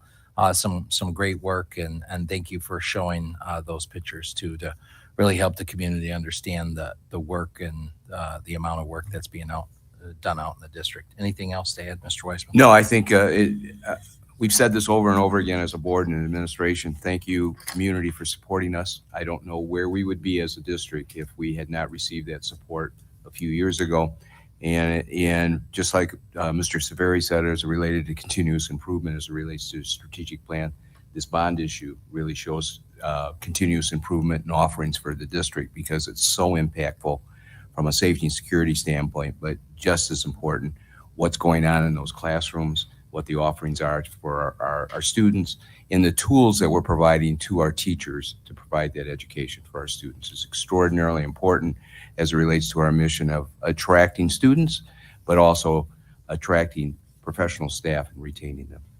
Yes, I agree. And also a sign of making sure that we have, a great community means you have to have great schools in that investment. So, all right, we'll move to item I, which is reports from the board committee. And without objection, we'll receive and file the board committee reports. I don't see any objections. I see thumbs up. So we'll move right along. Any public comment? I did not receive any public comments here this evening. So public comment is closed. We'll now move to consent agenda, approval of the minutes, Exhibit A1 and A2. Can I get a motion? Sure. I'll move that the Board of Education approve the consent agenda items A1 and A2 as presented. And seconded by Ms. Forrest. Yep. All right. Without objection, we'll go ahead. All in favor, say aye. Aye. All opposed? The ayes have it. The consent agenda is adopted. We'll now move to unfinished business. We have two items under unfinished business. A, approval of the athletic scoreboards and digital displays, as well as approval of employee assistance programs. These came before us for first reading under new business at our November, I think it was 20th board meeting. So can I get a motion for item A? Mr. Weissman. Yes, I move the Board of Education approve the athletic scoreboards and digital displays as presented and provided 2 weeks ago. Support. Supported by Ms. Cotter. Motion made by Mr. Weissman. Is there any questions or comments on this? Seeing none, we'll go ahead and move for a roll call vote. All right, Mr. Wiseman. Yes. Ms. Cotter. Yes. Ms. Dodd. Yes. Ms. Forrest. Yes. I'm a yes. Ms. Grzymkowski. Yes. And Mr. Carlson. Yes. Motion passes. Motion passes. All right. We'll now move to item B. Can I get approval of item B? Ms. Dodd. Sure. I move that the Board of Education approve the Employee Assistance Program as presented. I'll support. Ms. Grzymkowski. And so is there any questions or comments in regards to this? Mr. Weissman? Yes, I just want to express my appreciation for our Human Resource Department to take the lead on this. This is something that's extraordinarily important, not only for our employees to provide the services to our students, but at the same time, it provides them the opportunity to make certain that they're in a place that is conducive for them to teach and to provide those services, not only for themselves, but their families. And I think this is one of those examples of doing some things as it relates to what's right for our district, what's right for our staff, and what's right as it relates to student achievement. All right, thank you. Are there any other questions or comments? Seeing none, we'll go ahead and move for a roll call vote. Ms. Dodd. Yes. Ms. Grzymkowski. Yes. Sorry. Ms. Cotter. Yes. Mr. Wiseman. Yes. Ms. Forrest. Yes. I'm a yes. Mr. Carlson. Yes. Motion passes. All right, sufficient voting in the affirmative. Motion carries. We'll now move to new business. We had the strategic plan presentation. I just wanted to see if there was any other questions or comments. I know that we were all involved in this process, and I thank you for your attendance. I think we were all able to get to more than a majority. We might have missed a meeting or two here or there, but we always had a board member present at every meeting, at least I think 4 or 5. So I appreciate the attendance at the meetings. Ms. Dodd. Yeah, I'd just like to thank Dr. Sala and John for their leadership with this, because it was we were set up for success. Every meeting, there was a great briefing beforehand for the co-chairs. At the beginning of the meeting, we were given very clear directions. And then anytime our committees got stuck, one of you popped in like some sort of miraculous consensus builder who could come in and just give us a little encouragement toward clarity, and it made it really run well. And I think without leadership, clarity, and really a good partnership between Paul and John, I don't think we would have been quite as successful. So we've acknowledged all the other folks who helped, but I wanted to make sure we acknowledged the leadership's role here, because I think it made a huge difference. So thank you. Yeah, I would like to echo that as well. And I would say strategic plans don't happen and don't get executed unless you have a leader that believes in the strategic plan. And in this particular case, this is someone who gets excited, really excited about strategic planning because he understands the importance of it. It is a roadmap for the future of this district, and it is critical. And to answer the question I think Mr. Wiseman posed a few minutes ago, I don't know where we would be today if the bond didn't pass. I guarantee you we would not be talking about strategic planning. We would still be focusing on trying to pass a bond. So passing that bond allows us to continue to map out our future. So thank you, Dr. Salah and John Tavernier, Jeffrey, Jeanette, Barb. Thank you very much for being involved. And Laura, I know as a board member, you were a facilitator as well. And thank you for the work that you did as well. Mr. Weissman. Yeah, very briefly, I'm always so impressed and so appreciative of the involvement of our community as it relates to this. And it was a very inclusive process, significant risk-taking when it's all inclusive. We heard a lot of voices, a lot of stakeholders provided opportunities to talk. There was not one time that when I was in any of these meetings that a conversation was shut down. And it was built on consensus. And we look at the 5 pillars as it related to strategic plan that Dr. Salah shared with us a few moments ago. Those are the pillars of a successful school district.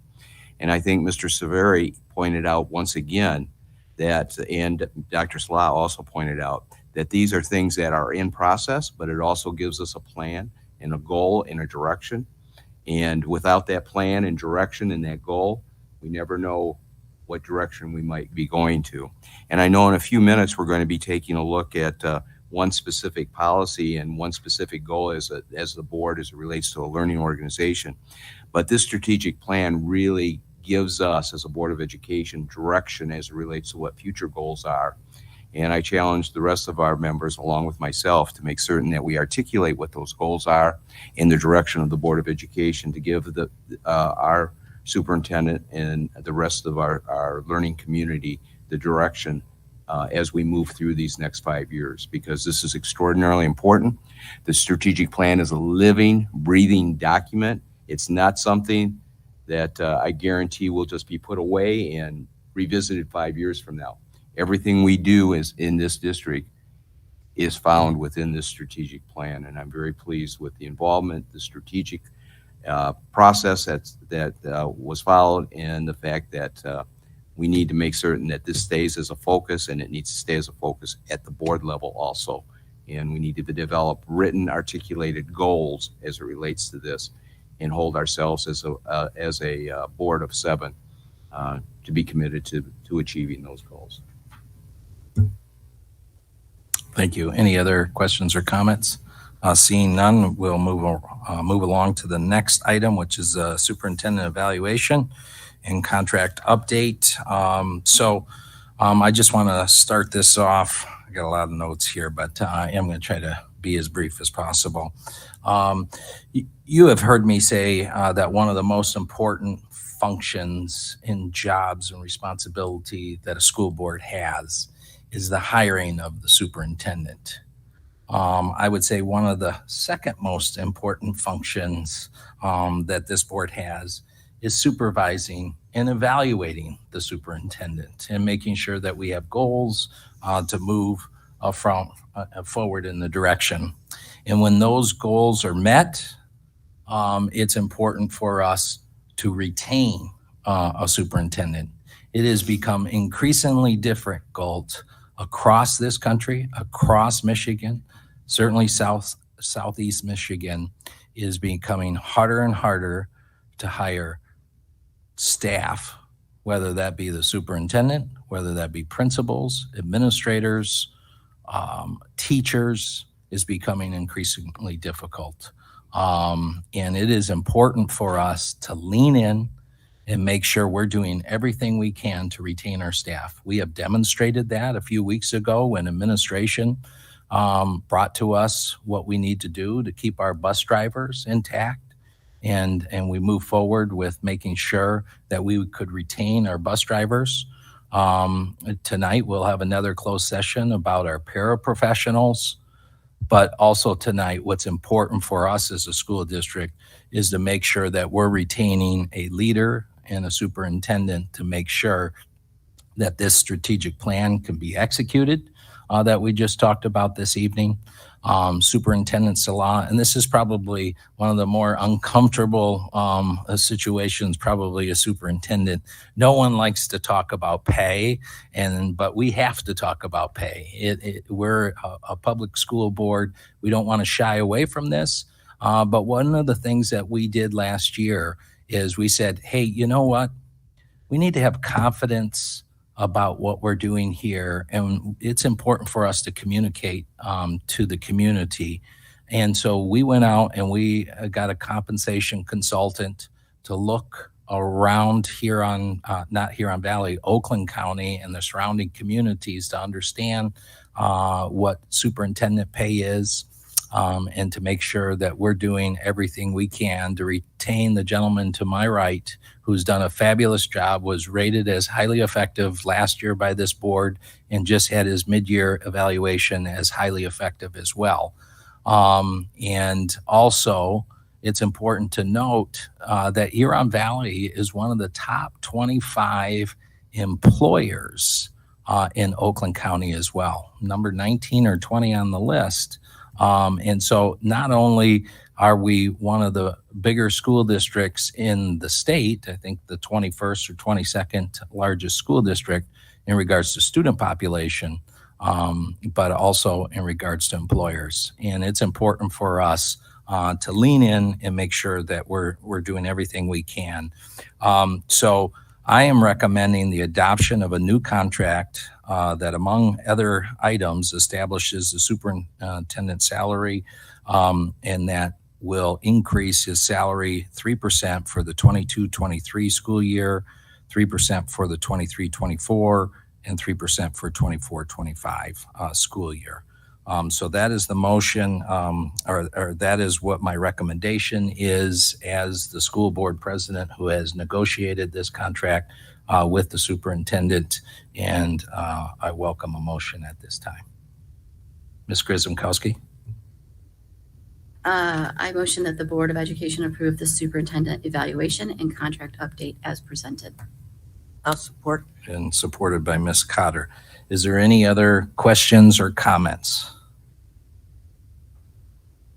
Ms. Forrest. As I said earlier this evening, Dr. Salah and I came on the board, and Dr. Salah became our superintendent. That was prior to any input that I had, as I was then the EA president. But I can tell you, this man carries himself and has a breadth of knowledge as a superintendent about all systems of public education, curriculum, finance, law, and the few things that maybe he doesn't know right away, he will find out in a quick minute. And you know, I've been 34 years. I've been around a long time and seen a lot of superintendents, but exemplary. And I just want to thank you for carrying us through the pandemic, getting a bond passed, taking us through the pandemic, and then working through this strategic plan, which is a huge blueprint for success in the coming years. So thank you for that, Dr. Salah. Thank you, Ms. Forrest. Mr. Wiseman. Leadership matters. And with proper leadership, any organization will grow. And we are very, very fortunate to have a leader like you, Dr. Salah. Leadership doesn't happen happenstance through happenstance. It happens deliberately and it happens strategically. And I feel very good that we made as a board, the right choice 4 years ago, even though we put you through the ringer. And I'm very appreciative of the fact that you are still with us. And I certainly hope that you continue with us for many years to come. Ms. Grisomkowski. When I met Dr. Salah, I obviously was not on the board, but I met him as a community member, as the director of the Highland White Lake Business Association.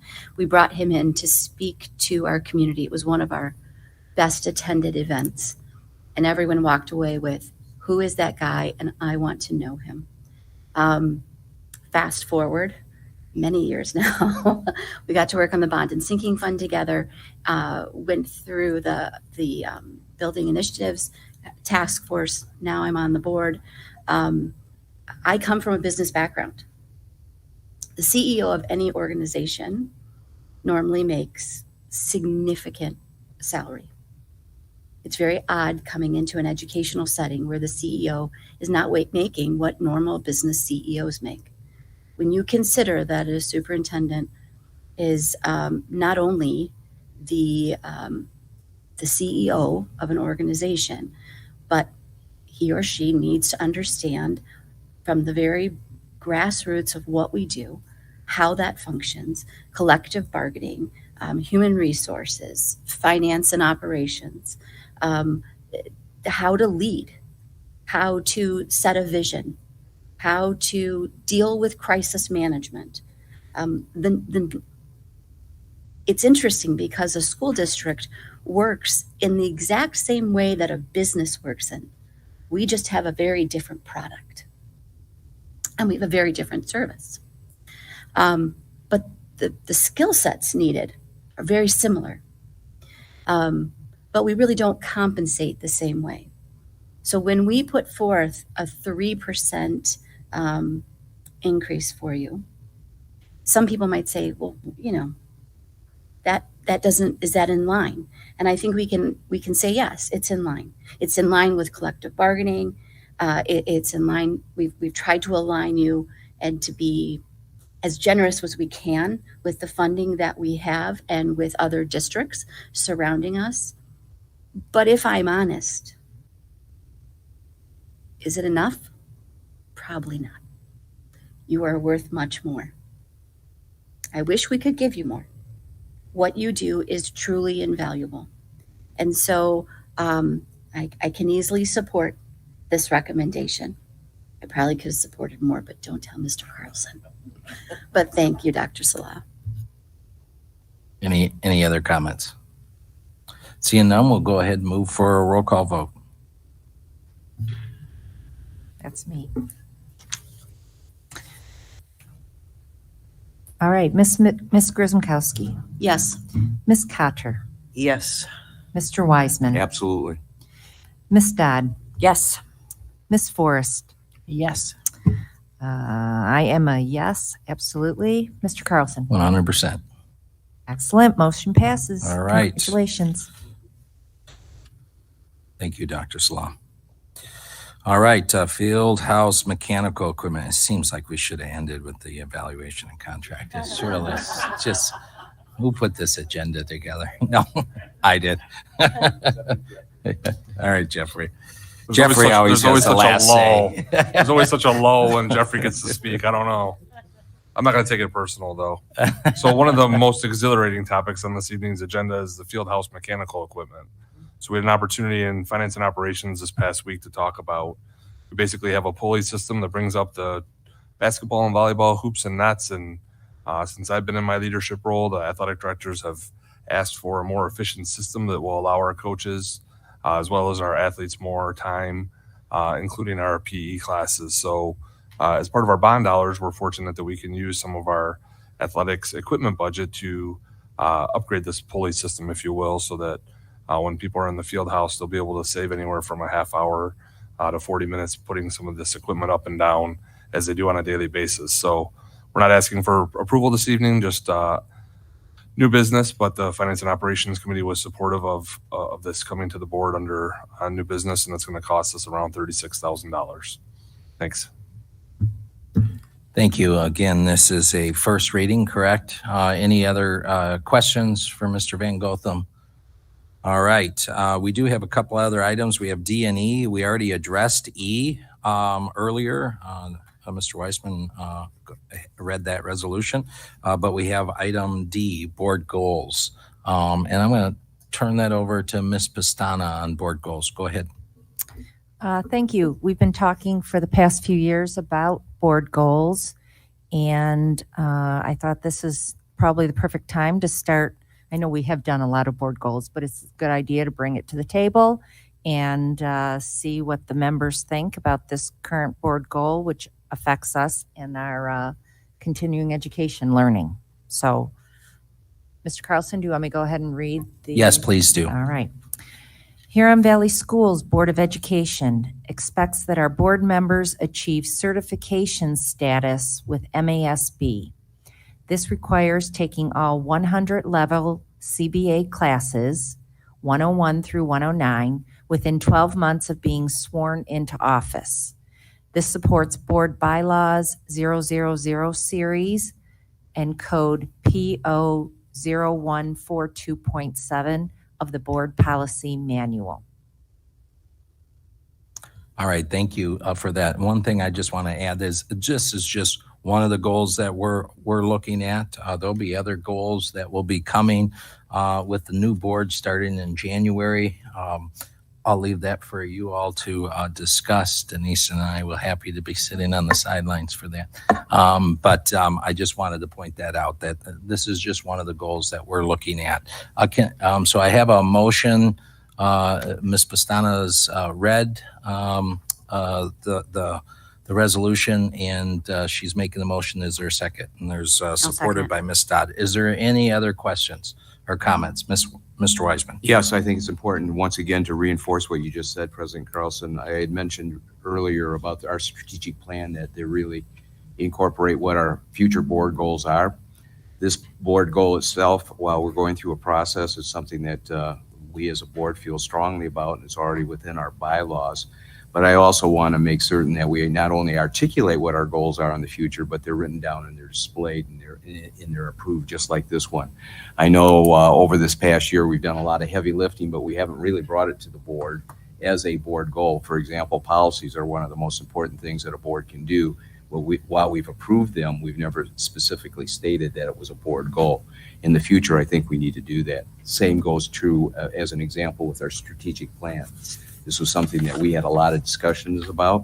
Another one was communications under the leadership of President Carlson. We provided a lot of opportunities for our community to meet, which is out of the box thinking in a variety of ways as it relates to community forums, Vibe, and a variety of other things. So I think we just need to do a little bit better job of articulating them and getting them in front of the public so that people recognize what our specific board goals are. So, all right, thank you for that comment. Ms. Cotter. Yes, I guess I just had a question for Denise. Upon the board completing the basic 100 section, what's the designation then that our board gets with that? Well, it's level 1 certification. Okay. And then if all of us meet that criteria, then I'll tell you in a second, I'm sorry. Board is just, it's a different name. Hold on here. It's the cool board. It's the cool board. It's the cool board. You're called a certified board member at level 1. Correct. And then for the board, it's called the Honor Board Award.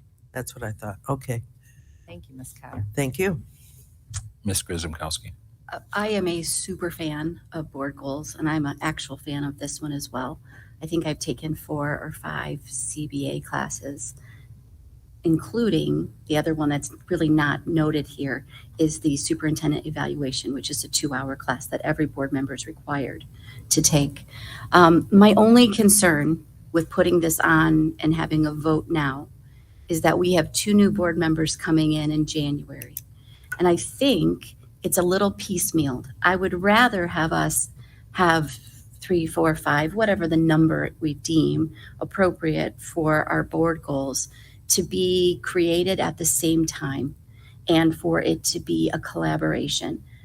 I think, if I'm counting correctly, we're talking about 22 perhaps hours of continuing education or board education on top of what we need to learn as a new board member needs to learn throughout the year. When you come in, there's a lot you don't know. You could spend a week or so just on the acronyms that education uses. So, I really would like to hear from Michelle and Jacob to find out, where do they stand? Is a year the right amount of time? Should it be a year and a half? Should it be less than a year? And what are the opportunities? Right now, we can do a lot of our classes online, but I don't know if they're planning to continue to allow us to do all of these classes online. So I just think that maybe great board goal. It should be there. It should be defined. And I know that that's part of our policy, but there's a part of me that thinks that it would be better served if we use this and other goals to set the tone for the next board. And so that there is buy-in and so that we are working collaboratively, moving forward, and we own it. Okay, thank you. Any other questions or comments? I hear a recommendation there. I don't know. Do we want to move forward with the vote? If there's any other questions, I certainly hear that. We certainly could vote on this tonight, and then you could readopt it, along with the other goals, because I think you had talked about some other goals. So maybe there's a two-parter here.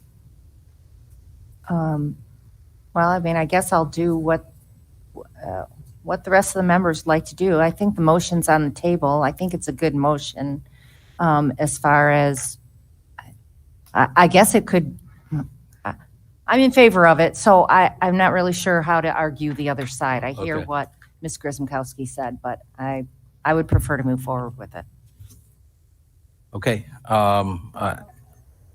Ms. Forrest. I will not be on the board going forward, but I know that the 100 series is kind of a foundational piece for your board work, and especially 101, which is usually, it's on, I did it in person. That was pre-COVID, before they went all online. It was a full day session, and I know that now I think it's a half a day online, and that, even for me being in education, it was illuminating, and it really gave you the foundation and the thoughtful process that you need as a board member. So, I'm not in favor of having, the 100 series. I would say that I think the 100 series will help inform new board members of goals, because they don't know what they don't know. And, I think it's valid to strive for that. And then it goes on and on and on and on and on. After that, you can take it or not take it. But, the rest of the series, 200, 300, are pretty valuable too. But the 100 series is pretty foundational. Mr. Weissman. Yes, I agree with that. I think the 100 series are foundational in nature. They're very basic pieces of information that every board member that takes on the responsibilities of being on the Huron Valley Board of Education should have within their toolkit. I think at the same time, it's also a part of a policy that the board has already adopted, and it just provides some more direction as it relates to what the expectations are. And with that, I support it. Okay, we'll go ahead and we'll move forward with a vote if there's no other questions or comments. Okay. Go ahead and take a roll call. Okay. So I'm a yes. Ms. Dodd? Who seconded? Did I second? Yeah, you seconded. Oh, yeah, then yes. I thought it was Cotter. Oh, was it? Down there. No, it was me. I think it was. It was me. Okay, yes. Yes. I'm a yes. All right. Thanks, Ms. Dodd. Ms. Cotter. Yes. Ms. Grzymkowski. I have to vote no. Mr. Wiseman. Yes. Ms. Forrest. Yes. And Mr. Carlson. Yes. Motion passes. All right. We now have good and welfare. Any good and welfare? Ms. Forrest. I'll just go one more time. I'll keep it brief. I was a little bit shell shocked tonight, and I just want to say I appreciate the recognitions that I received tonight from my peers, and it was Alexis there that really made me cry. So thanks, Alexis. I did not expect See, it wasn't that your either. family coming. It wasn't the family coming. I did kind of shed a tear when they all walked in. I thought, I really, truly did not know that was happening. And I just want to say I appreciate your respect as colleagues and the co-team and Lori Hill down there. We've known each other for a very long time in human resources when we spoke often when I was EA president for 4 years and then as superintendent secretary. So I appreciate you keeping me on track all these years.